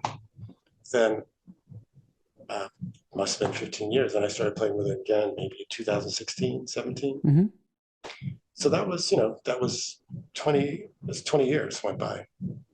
So, you know, hopefully I've grown and learned a lot since then. Tom Harrell was that really helped me a lot because I see him as, and I remember hearing him in high school and I was so attracted to his music. I didn't know what it was. I didn't know what it meant. Just the feeling of the way he plays. Yeah. It's very close to, you know, just among other people, my vision. He's similar to Harold and other people and Train. You know, there's a certain minimalism. I really like minimalism, obviously, among other things, or the way that he deals with maximalism that I really admire and I aspire to do myself. Was great every night to hear how he does it and how it feels. That's the thing about records is it's hard to see how it feels when you're right next to someone. There's an Yeah. energy. You know, we all know that, right? That's why you want to hear people live. Hmm. You know, so or listen to live recordings is the next best thing. Anyway, Hmm. but that was extremely helpful. Similar kind of feeling, but just solidifying things that, and also, you know, solidifying some things, and also, again, maybe a course correction Hmm. on some things too. You know, like how to play an altissimo with some people, when to do it, Mm. how to deal with time, how to make it sit in a certain way so that it still moves forward, but not too much, especially with that Hmm. band. Which, you know, all the bebop masters had, Harold Lane has, all of them, just able to keep it, you know, just before it gets to a red flame, keep the content going, because you can't rely on playing too loud Yeah. or drama to do it. It's all has to be content, placement, time to keep the excitement. That's how I see them playing. Hmm. You know, and that's difficult. So Yeah. that's what Tom does. He'll play one chorus. Or if he doesn't feel right, he'll start right in the middle of the chorus. Yeah. Just that, to me, that kind of trust, like, to finish this chorus. The shit's not Mhm. right, or that's when I feel like ending, and that's it. Done. Mhm. I was, woo, love Mhm. that shit. I still can't quite do it myself, but sometimes. But just that kind of conviction, and you can feel in every note. I want that kind of conviction. He has that kind of conviction also, where it's feel like the energy can go really intensely, but it's all content. He's not Yeah. playing loud, and he's just got so much rigor in every note. It's just like super It tight, like feels like cement. also every note could go into all kinds of directions. Like Yes, but he's always got that. It's surprised. like rock solid, but also flexible Yeah. and full of folklore. Oh Mm-hmm. man, it was so killer just to try to, get next to that, and see what it feels like. And also, he's got this thing where he doesn't let anyone push him around. Mm-hmm. No matter how intense the drum gets, he's like, "All right, fine." He's kind of like like it's a pressure cooker, and he's the stopper on the pressure cooker. Mm-hmm. Doesn't let it come off. Mm-hmm. It's like, I've got control of this situation, Mm-hmm. and I'm not. This is how loud I want to play, or this is what I want to do. But he also lets it push him too when he wants. I just love it. Just he's got that amount of control and abandon. Anyway, Mm-hmm. blah blah blah. But Did you ask him a it's lot very of helpful. questions? No, I just listen to him. Mm-hmm. I usually just listen to people play, and I let other people ask the questions, or he has a lot to say. Actually, he's very erudite. He can just go on forever if you want, if you ask him the right questions. Mm-hmm. It has to be the right questions. Sometimes it's a 1 or 2 word answer. He's like, all right. you know. So anyway, so no, I didn't. Mm-hmm. But I learned a lot anyway. So What about playing with Paul Motion? um, I love that Pearl River album, Jakob Bro, oh yeah. with you Yeah, and that's a Chris great one. Cheek. That's really Yeah. a special album, really special. Yeah, Jakob's got away with doing that, I think. Putting people together and Yeah. somehow making it all. He's really fantastic. Musician and curator, I think.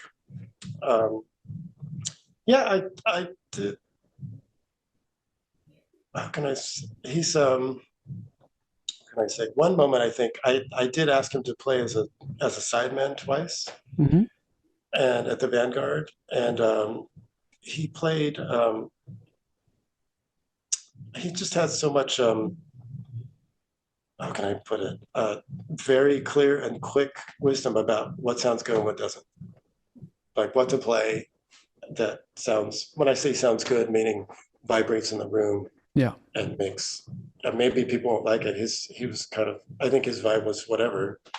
Kind of. I don't give a shit if people like it or not. Of course, everyone liked it, but um, and how to play something in the uh, rubato, sometimes free realm, but not too long, Mm-hmm. and get to the point. Mm-hmm. It's kind of like in the bebop school of players, in the 50s, short solos, get to the point. If you don't get to the point, you don't have shit to say. That was Yeah. his vibe. I fucking love that shit. Yeah. That's his vibe. If you get to it quick, he just cut you off. Mm-hmm. No, that's it. You're done. And he's right. You're done. Yeah. You are done. Don't keep trying to find it. Yeah. Remember this time, and then maybe next time you'll figure out how to start your solo.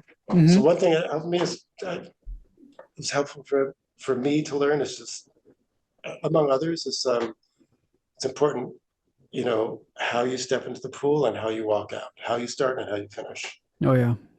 The feeling of how you start and being ready and hearing it beforehand. I felt that before, of course, but it's another version of it's very clear about what to do when I guess intent when you start. That's something going back to Jorge Yeah. that I really admire Yeah. about Jorge also. Like how he starts a solo is always Oh yeah. on point.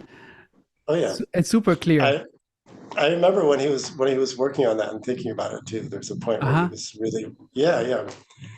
I don't remember if it was Berkeley. I think it was later, once we were all in New York, when he became more very clear, decisive, and kind of working and deciding on that kind of combination of that kind of aesthetic and playing, But it wasn't like that at first. But later on, it became more, clear and snappy. Mm-hmm. Yeah. Anyway, but that's I remember liking that about playing with Paul and learning about that. No meandering. Yeah. You can search, but the search has to be like knowing what you're finding, like you're looking for some shit, but okay, I'm looking for a button over there or something, some direction to your searching, as opposed to directionless searching. Mm-hmm. If you know what I mean. That's what I've gleaned. Maybe he would say that's a bunch of bullshit, Turner. I don't know, but that's what I got from it, Mm-hmm. among other things. I read when you came to New York, you also met Juan Marsh. Oh no, I didn't. I wish. You didn't. Ah, okay. No, I did not. Yeah. Maybe that was fake news. Oh no, I didn't meet him. Yeah. Okay, I should have probably tried to go ahead. If you would meet him, Mm-hmm. if he would still Yeah. be alive, what would you ask him? Oh man, I'm kind of not a talker. I'm more like just kind of like to have them talk to me through their music Mm-hmm. and what they play. But I would ask him certain things. I would ask him what he thinks about, what he practices and what his process is, and what he thinks about melody, how he feels about what he thinks about Louis Armstrong and Lester Young, Mm-hmm. what periods he thinks are important. I'd like to know what he thought about Charlie Parker, Bud Powell, Mm-hmm. Fats Navarro. I'd like to know what he thought about them if he saw them. I'd be curious about his own. Probably ask him about his formative years and who he heard when he was young, Yeah. and what he felt about it, and what he heard that they were working on, or just how he felt about it. And I'd be curious to find out what he thinks about. What does he think about improvising, and what he thinks about improvising related to them, and what he thinks about the blues. Mm. I would ask him those things too, probably. Mm-hmm. Especially if I met him now, since I'm older. Mm-hmm. I think when I was younger, I would have been too afraid to take a listen from him. I had, for example, when I started getting into it, I knew getting into what I'll call the Tristano school. Mike Kanan was studying with Sal Mosca Mm-hmm. in I think it was the mid to late 90s. And that's kind of where I was getting some information from Mike and bootleg tapes and things. And, that's where I probably should have studied with Sal, but I was just I was too afraid to do it. Just because, I don't know, personally, or I wasn't sure how it was going to work out on a personal level, but I should have gone in. I think I would have learned a lot, but, anyway. I think I needed the, whatever age has given me to ask those questions at this age or go study with him now. But anyway, that's what I would have asked for if I'd had a chance. Mm-hmm. Yeah.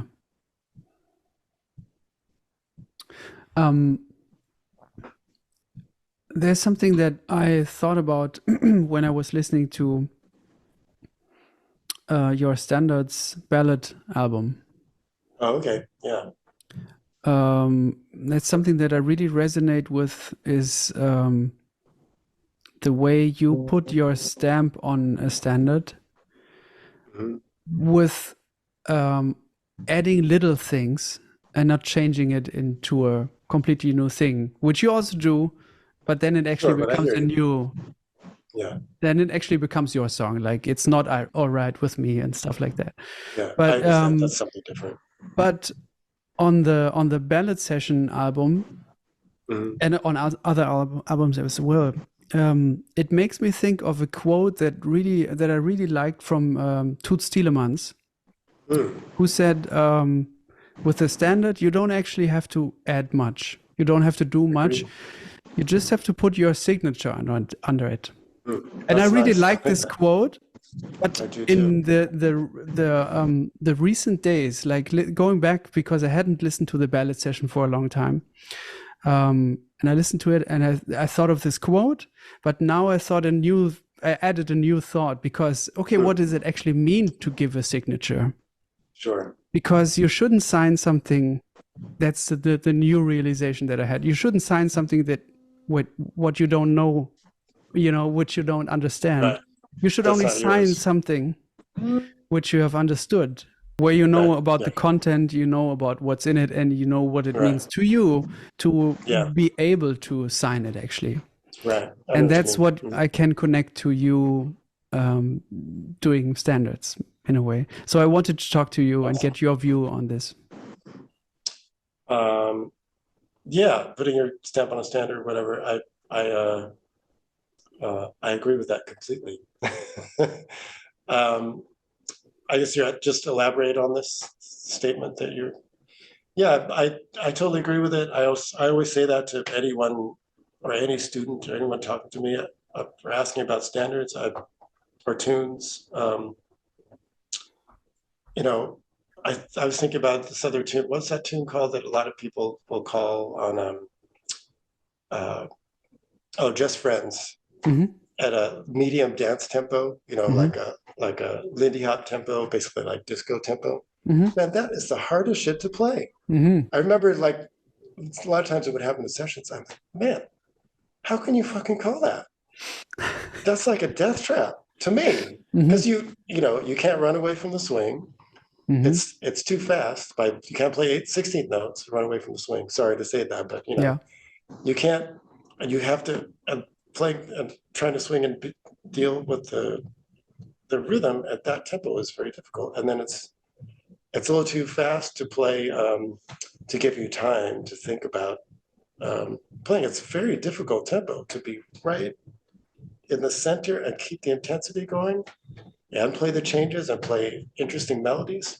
Hmm. You have to really know it very well. It's not one of those. A lot of times people call it as like a throwaway tune. I'm just giving an example. I mean, that tune is. I find that tune very difficult to play Hmm. well, among others. It's deceptively simple, so on and so forth. And the turnaround at the end, you Hmm. can't. You need to actually deal with the harmony in there. You can't just play some. You understand what I'm saying? There's a lot of mess that happens sometimes.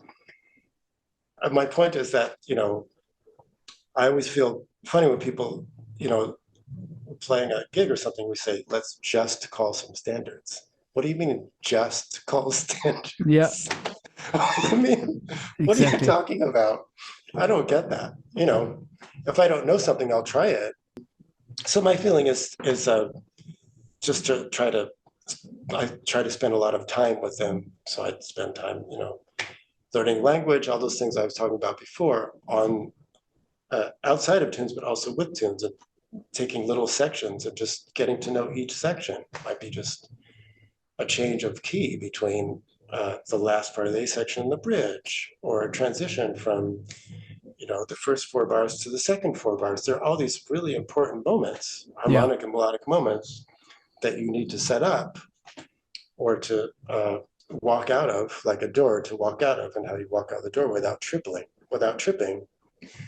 It's really important. So anyway, there's so many little issues and details to deal with in tunes and standards that I think it's important to know them well. If you know them well, it's kind of like once you know them well enough, um, then you can.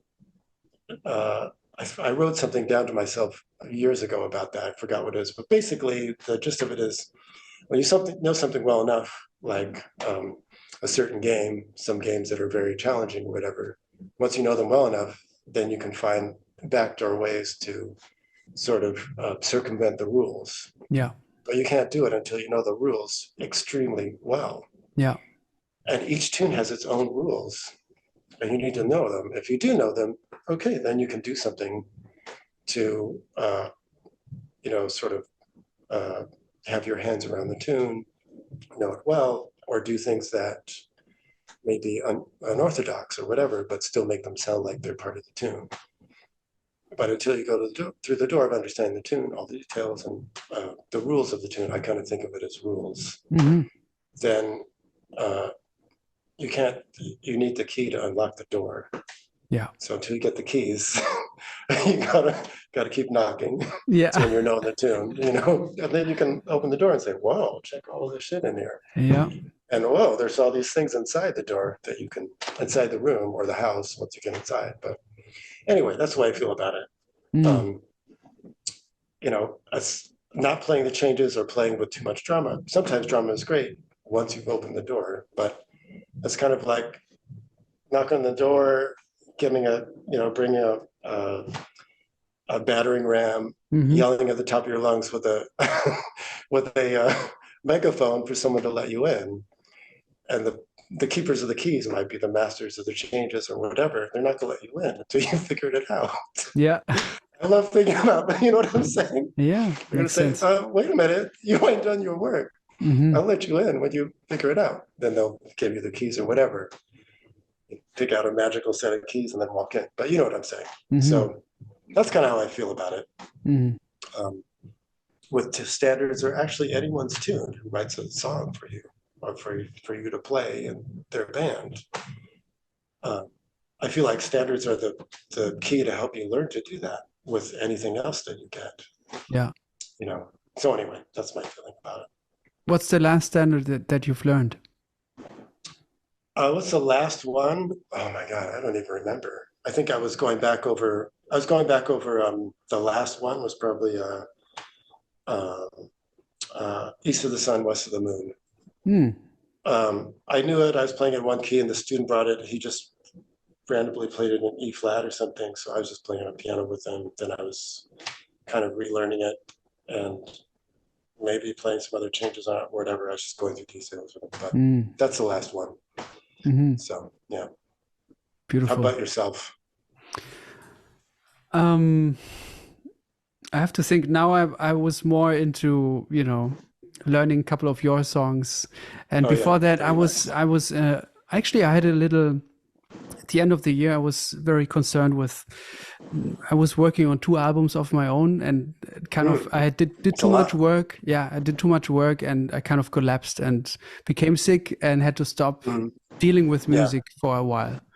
I got it. Yeah. It was like two weeks of no music for me, Hmm. and it felt incredible. Uh, and and also it felt like I noticed how much of my day-to-day things are usually combined with music with me. So the awkward email or the text report or whatever is usually easier for me to do if I listen to something, you know. So I listen to it and I take it in, although I'm not paying like 100% attention, Yeah. but it makes it easier for me to do it. So it Oh, was also totally. like when I was a It kid always and comes my in more. parents had me mow the lawn, Oh yeah. it was Hmm. easier. It was easier with Totally. music. I totally agree.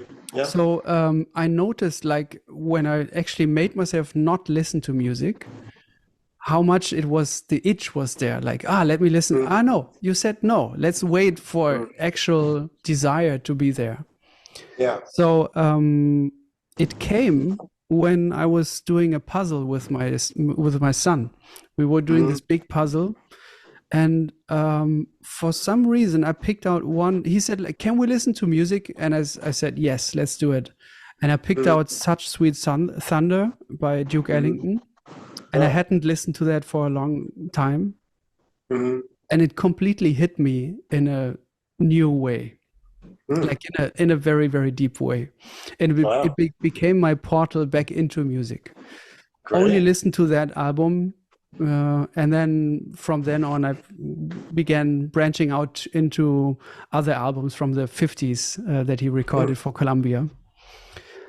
So I learned a couple of songs from Such Sweet Thunder. That's a hard Hmm. thing to say for me. I'm sorry, but the That's album fine. really, really hit me in a deep way. So I'm working on a couple of those Hmm. songs, Wow. and Great. so that's the last kind of from that Hmm. era that I was Hmm. learning. Nice. Wow. Fantastic. I need to get to your level. Is that happening? I don't know. I feel like when I was going back to Duke, and also after this music diet, I felt like all the syntax from this music, improvised, you know, uh, Black American music, whatever you want to call it, the syntax and the grammar and everything. With Duke, you get all of it in a way. It's like, Mm-hmm. of course, you can say the same with Charlie Parker and all these, Louis Armstrong. But Yeah. I had a new kind of feeling for this music. Mm-hmm. And I'd Yeah. been a Duke fan before that, but now I know, I'm sure you know this, where you go into different periods and sometimes it hits you Yeah. in an even deeper Of way and course. you can't anticipate it. You can't even foresee Mhm. it that this is going to happen. You become Yeah, more totally. vulnerable, you become more receptive of a certain kind of Yeah. aspect of the music. Hmm. Yeah, I totally hear you. Yeah. And I love this, it's like meeting a friend again, and you all of a sudden Hmm. you're like, oh, of course, you're this person. I Yeah. have always seen you in this kind of way and loved all Hmm. these things about you, and now I see this new perspective. Yeah. Agreed. Which says something about it says something about us, right? So again, it's a reflection of yourself. Hmm. Something else you see that you didn't see before because you've changed, Yeah, or I've changed, which is it's great about music and life in general. yeah. So I When like you that. It's play also open to when you play on stage, I feel like you have a incredible focus, and you start from a calm place. It doesn't mean that your solos start in a calm way, but you come from I don't know what the right word is, tranquility. I don't know what it is, like a quiet place, uh, rested, not stressed. I wonder where this is coming from, or is this just a personality thing, or is something that you've worked on? I don't know. It's probably a personality thing. It's probably if it's something I've worked on, it's more maybe just I think as you get older, maybe just I'll say for myself, getting more comfortable in my own skin over time. Um, I think a lot of that is a uh, I mean, I think it's always been there, but it's become more clear as I've gotten older, or more apparent, I guess, more apparent. Yeah, more clear and apparent over time. So the only thing I would say about working on is just that recognize that and figuring out how to do it in any situation, whatever that means. I'm not saying it's something you can literally practice, but maybe something to recognize, uh, whether it's musicians that I'm trying to emulate, seeing that nature in them and how they manifest it, um, thinking about how I kind of try to keep an even flow, trying to keep an even flow of energy and ideas um, throughout the solo. Um, I'm trying to sort of think about stepping into a river that's already flowing, Hmm. as opposed to my solo now. Just Yeah, there's a river going and I just step into it, kind of thing. that's a nice image. Uh, so I don't know, just different ways to think about it to get myself ready. So it's not. Um, anyway, I just want to be integrated um, in what's going on and be necessary. So, because you can play, I feel like uh, I try to play in a way that it feels like if I didn't play, then I don't know if that's always true, but I want to play something that feels like what I'm playing is necessary, that it helps the situation. Mm. Not so much, less so much, less of a, um, uh, saxophone player takes a solo and the rhythm section backs him up, or if you're taking a solo, you're the forefront for the moment. But anyway, I'm not explain it very well, but I think if you enter abruptly or from anxiety or something, it sort of thwarts that whole idea. It Mm. doesn't work out very well. Hmm. So something like that. That's the best way I can explain it. Yeah. Hmm. A couple of months ago, I played with Ben Street, and we were talking about you. Uh, And no, it's gonna be fine. Well, no, bad street, it could be anything. And he said, like he talked to me, told me about you listening back to Ed Simon's comping on 26.2 and being totally engaged and Yeah. amazed by the voice leading. Oh, yeah. Can you tell me a little bit about it? Um, well, I'm not sure if I remember that exact moment, but I do remember that tune and others at that time. Uh, being really enjoying Ed's comping and his voice leading in particular. So we played a few times, but there are other situations and other tunes, some of his songs and others. But yeah, it's his voice leading is very primary. It's just very clear and very well thought out. And again, as I always like, lots of rigor. it's it's not a second thought, and it's how can I put it? It definitely feels like you're entering a river, and you have to make you have to make you have to make certain choices so that you don't fall off the canoe, something like that. And I really like that. It's very you can't play anything. Yeah. With that voice, I think. I mean, you can play anything. I just think that maybe it doesn't work as well from a horn player's point of view, playing over that. So if you play the right notes, the chords sound very lush and satisfying. If you play the wrong notes, his voice leading sounds fantastic. And even though you played the right note on the chord, it sounds like the wrong note. That's the best way I can explain it. So, yeah. For a long time, the term voice leading, I couldn't really put meaning into it. It to me, it sounded like I think I was doing it or working on it, but from a different perspective. And to me, it always sounded like an empty word, like everybody would throw around. Yeah, you have to work on your voice leading. Sure. Yeah. And I was like, yeah, but how, or what does it mean even? So I actually want to pose that question to you. Like, what is voice leading to you? Well, I'll say there's a few things, but I would say from the melodic instrument point of view, simply said, I would say it means it just means no choice, note to note, which notes are the most advantageous to what you're trying to do. Maybe on a simpler level, I might say which notes sound the most aesthetically pleasing, and which notes are the most useful in getting melodic and chord sound. So there's, for example, you can play some notes that are correct, but maybe they lack the kind of motion they need. Some notes need to rest. Some notes need to push forward. Some notes need to be a little dull. Some notes need to be bright.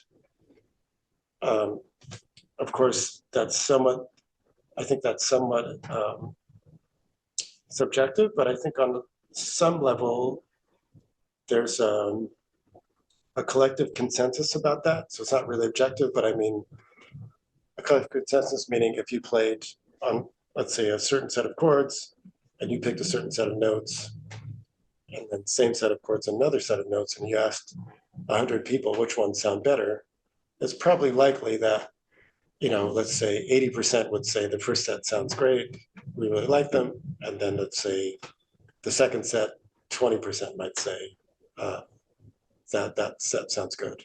Does that make sense? I think just based on our Western Euro-American ear, whatever it is, with all the music's going on, there's certain things that we collectively find pleasing. Does that make sense? You know what I mean? Totally. It's not objective. Of course, we made music, so it's not like the speed of light or gravity. But there is something that we all agree in terms of language. If you say tree in English, most people who are in the Anglophone world will understand what that means. You know what I'm saying? Blah, blah, blah. Yeah. So voice leading, I think, has to do with that, the weight of different notes, and a weight that most of us consider pleasing or effective, given what set of chords are going by. So that's how I see it. The other thing I would say is that I think that's what voice leading is. So whether you're playing lots of notes or just one or two notes, some notes sound stronger than others, and there are some musical reasons that maybe we can explain, maybe we can't, but there's some kind of mechanism that makes some notes sound better than others. So anyway, that's what I think voice leading is on a basic level.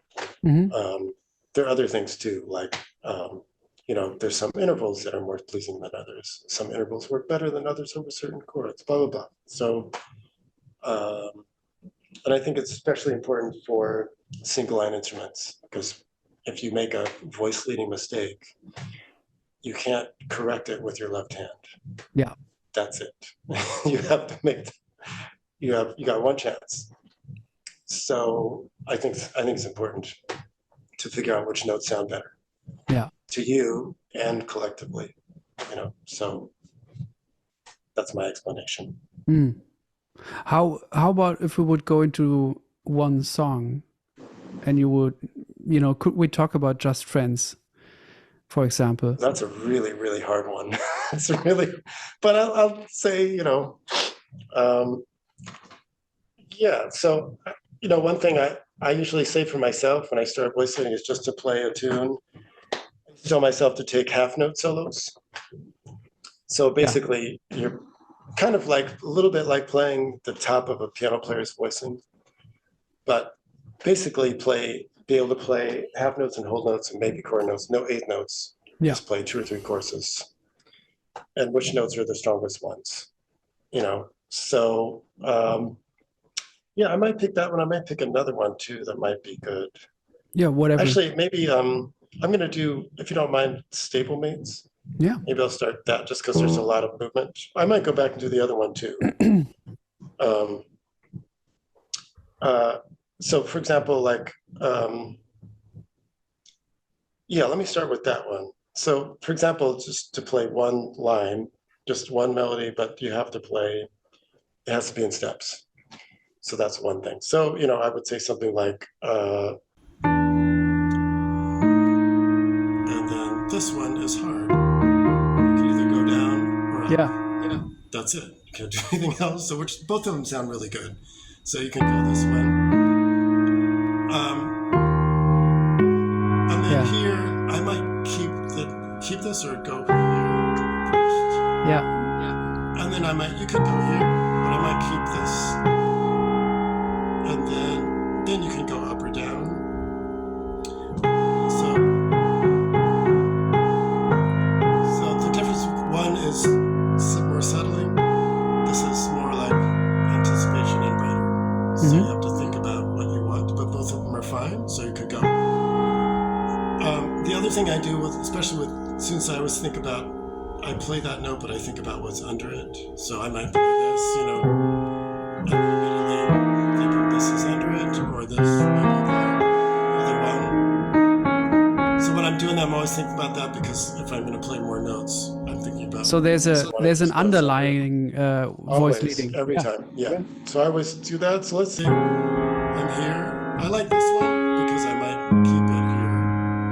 If I'm keeping just diads. Either one. So I'd probably keep those. But let's say I'm just doing one note. And then I might go here. And I'd probably go there again. And then I'd probably go up. I can only go, that's it. I could go down, but that's not as interesting. Yep. So I'm not going to do that, even though it's correct. Yeah. So your only choice is you have to go in minor third. And I'd probably keep this.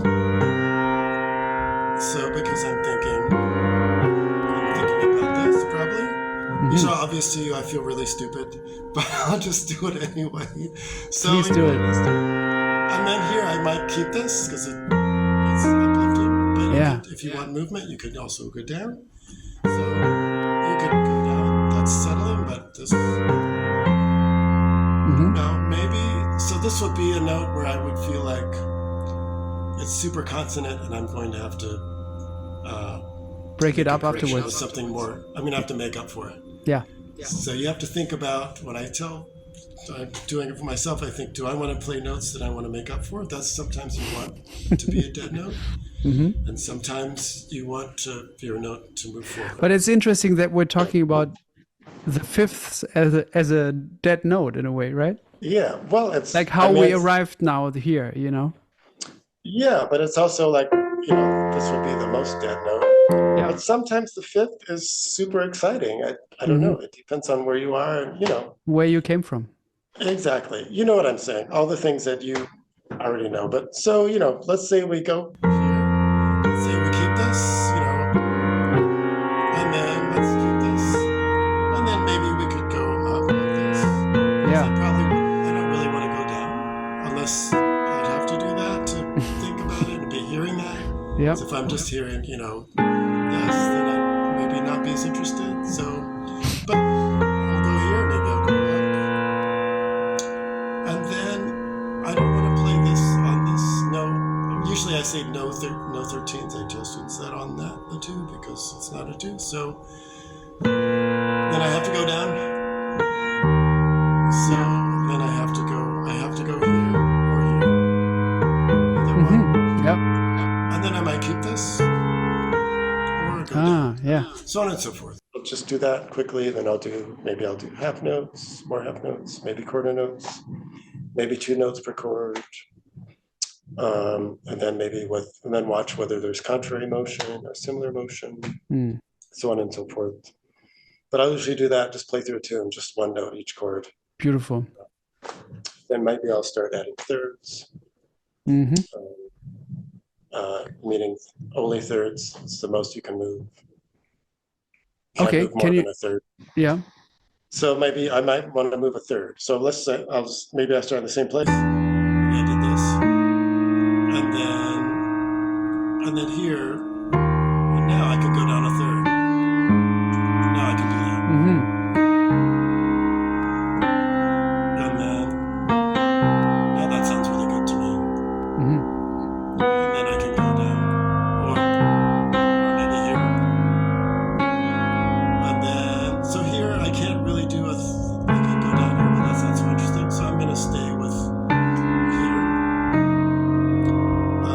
Anytime a third this might be okay. That might be nice. Now I can go down a third. I think now I can go down a third. This would be nice. For example, now I can play thirds.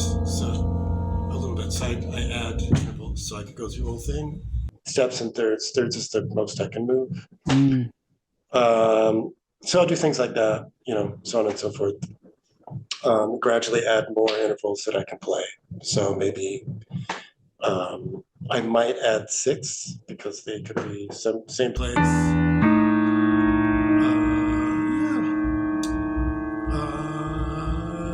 I'm gonna go here, and then this might be nice. Now we can add something.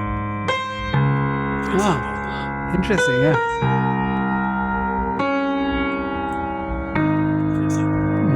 I can keep it. Now I can play third again. So, I can add here. I can add 6 again. For example, if I see that a 6 might work, it's a constant interval, close to a third, so on and so forth. Or I might go through the whole thing and say, okay, I'll just add fifths or only fourths, just to see what these intervals do and what notes. It's just a great restrictions. So I can find things with restrictions, so I can find all the little nooks and crannies, So anyway, there are other things, but it's a little taste of what I might do. Yeah. Great. Thanks for sharing that. Yeah, sure. Yeah, it's cool. It's all stuff you already know. So well, I don't know. it's a topic that we as pianists, of course, always deal with. But Yeah. it's so great to hear, even if it's something that I'm dealing with, I hear this from a different person. And you Right. No, hear, that's you right. know, like I loved all of these choices that you did, but some of them I was like, wow, okay, yeah, of course, yeah, why not? Okay, I see what you mean. I understand. You Okay. know, All right. so As long you as I don't. don't feel like too rudimentary for you, that's all. No, no, no, So no, yeah. and even like as I'm growing older, I feel like it can't be rudimentary enough in a way when we're talking about learning and going deep Yeah, on I hear things you. like Totally. Absolutely. you know Yeah. I talked to a musician friend of mine who I also interviewed. I don't know if you know him. His name is Chris Wiseman. He's a great singer Maybe. songwriter Hmm. and he just said, like, in our last conversation, he was like, yeah, I'm pretty amazed by 5-1. Yeah. I hear that. You know, Totally. and this really really resonated with me. It's like, yes, yes, I'm obsessed with Yeah. 5-1. Yeah. Totally. I'm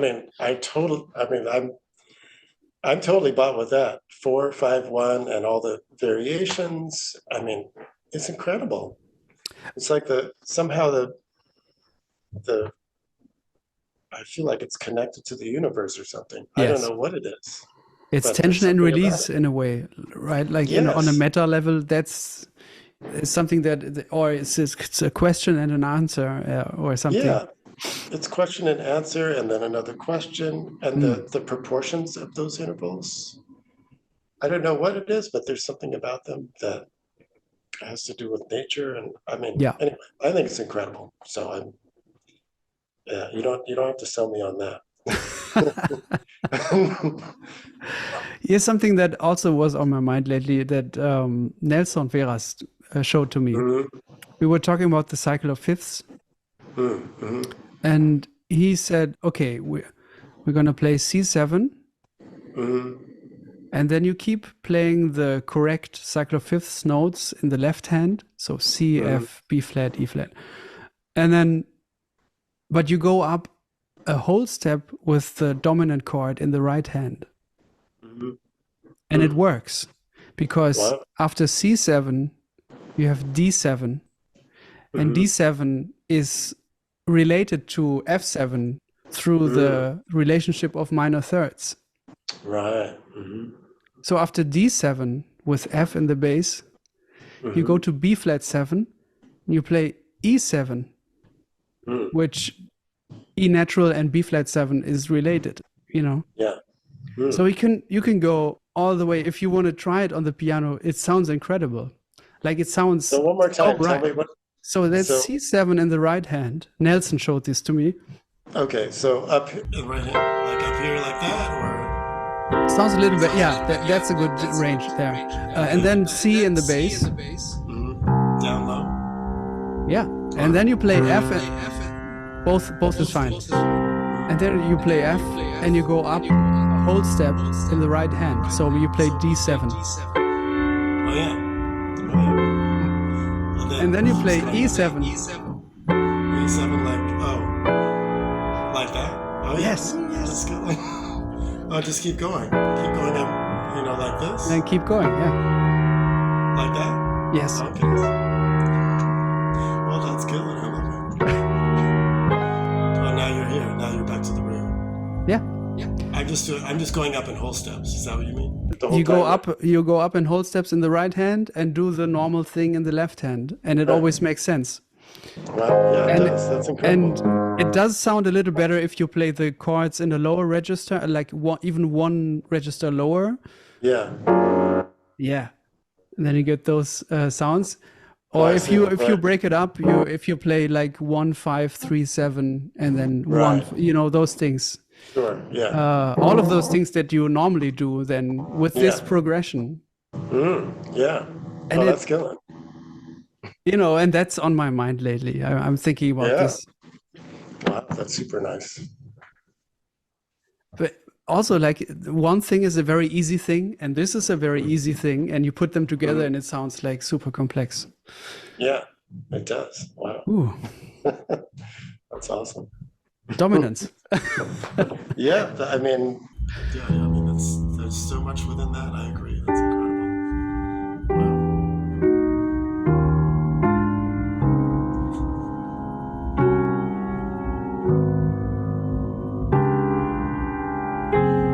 Yeah. Yeah.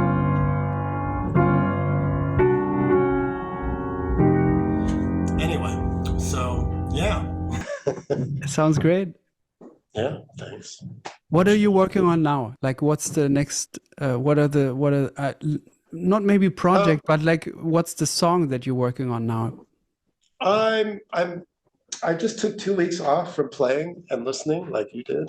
Ah, okay. So I haven't played my horn or piano just until I haven't played piano until now. Nothing.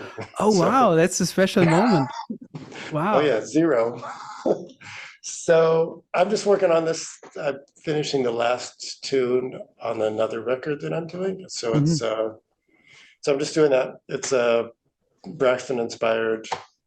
It's based on this scale. That one, the Hmm. Messiaen scale. So there are various themes and things, blah blah blah. They're in it. So that's the last thing I'm finishing, and then yeah, I'm working on that, and I'm just I'm working on more new language for me. I'm just trying to figure it out. Um, some of it from the Messiaen scale, some of it from um, that Youssef Latif book. I still haven't figured out what to do with it, but it's got all these interesting things in it that I want to figure out how to use. Um, and uh, a little bit of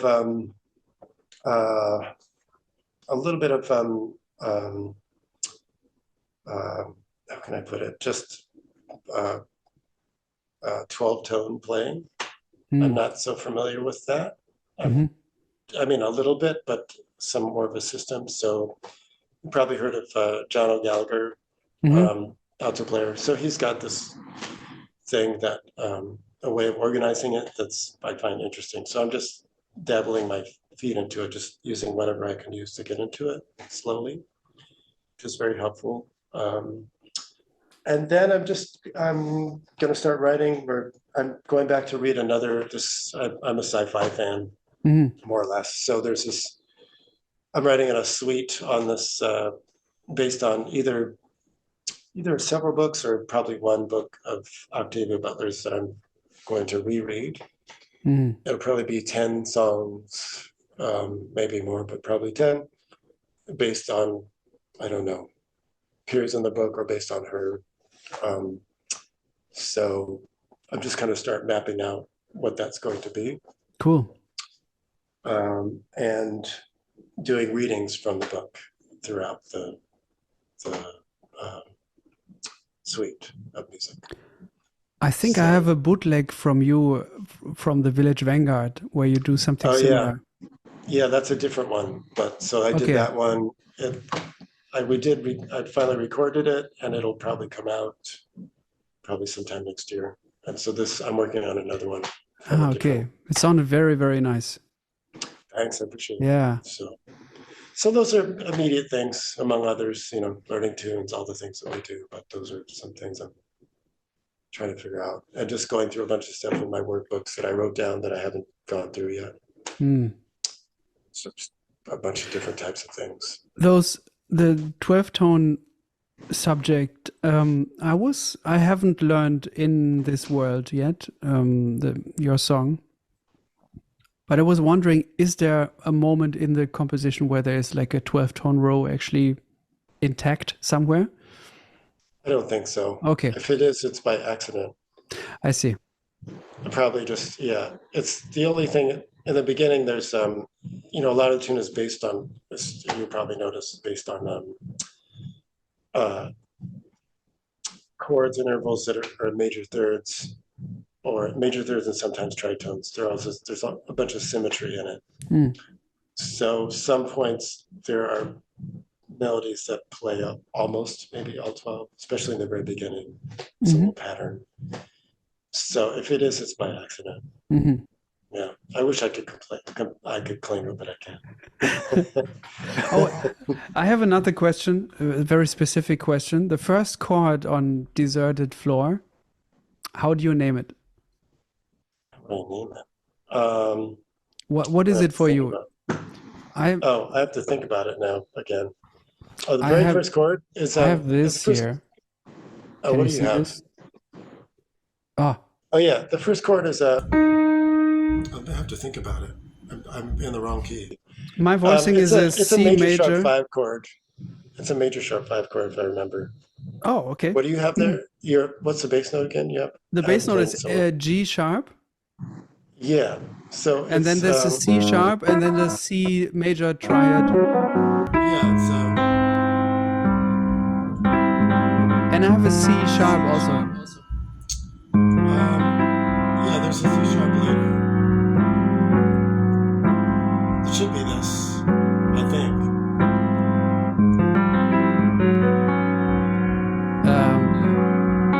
Yeah, you play an F right now, right? What's that? You play an F. You also played an F, right? Yeah, I'm just playing based on. I'm not even. Yeah, it should be here. Yeah, because Kurt is also Yeah. playing a C sharp, like above the G sharp. He's playing a C Yeah, sharp. you shouldn't be.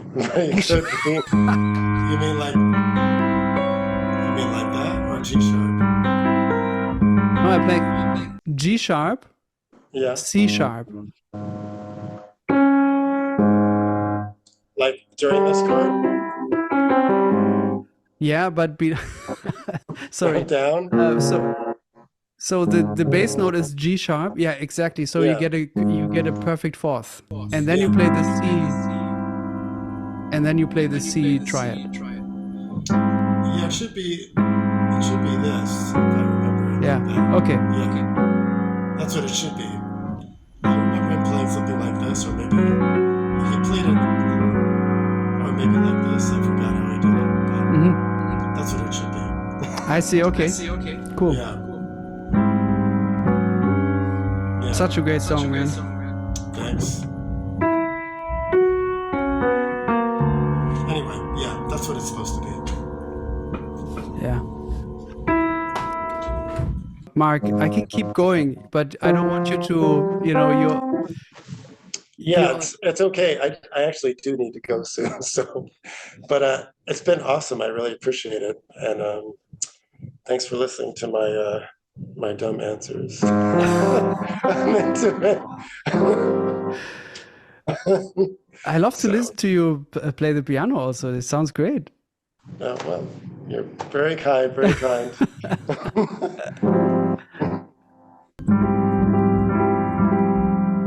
But Anyway. getting reacquainted with the instrument is a very nice feeling, right? I mean, it's a Oh yeah, it feels great. Just it's nice. I'm ready for when I get back home to see what the tenor is going to feel like. Yeah. My teacher, he used to talk about this phenomenon of, or the image. How do you call the glass bowl with snowflakes in it, and then like a little picture, and you go like this, and it snows? How do you call it? Yeah, I forgot how we call those things. Okay. So but what we I know do what you all mean. the time is this, shake the thing, and it snows all the time, and then you put it down, and then everything magically settles, and then of course the chops are gone in a way, but certain other questions which you might not know you've had totally solve themselves. Yeah, it's nice. Yes, like you have time to your body and mind has time to reflect and have these things settle into your body and consciousness, I think, at least for me. I hear you. If you're always shaking it up, sometimes it doesn't go in. Yeah. At least for me, No, same here. Same here. It's good to take a pause. Yeah. I'm going to be more careful with that this year, I think. Yeah. Well, thank you, Mark. Thank you. I appreciate you, Pablo. It's super nice to talk to you and hear you play. Thank you. Little bits I hear on the internet. And sounds fantastic. Thank you. Yeah, I hope we get a chance to play at some point Yeah, or meet again in person. me too. Yeah, I would love to you play know, again. Yeah. in a different situation than the last one. Instead of a jam session, that's always, it's not my strong point. But anyway, yeah, so that would be great. Thanks, man. Fantastic. Thanks for doing Thanks, this with man. me.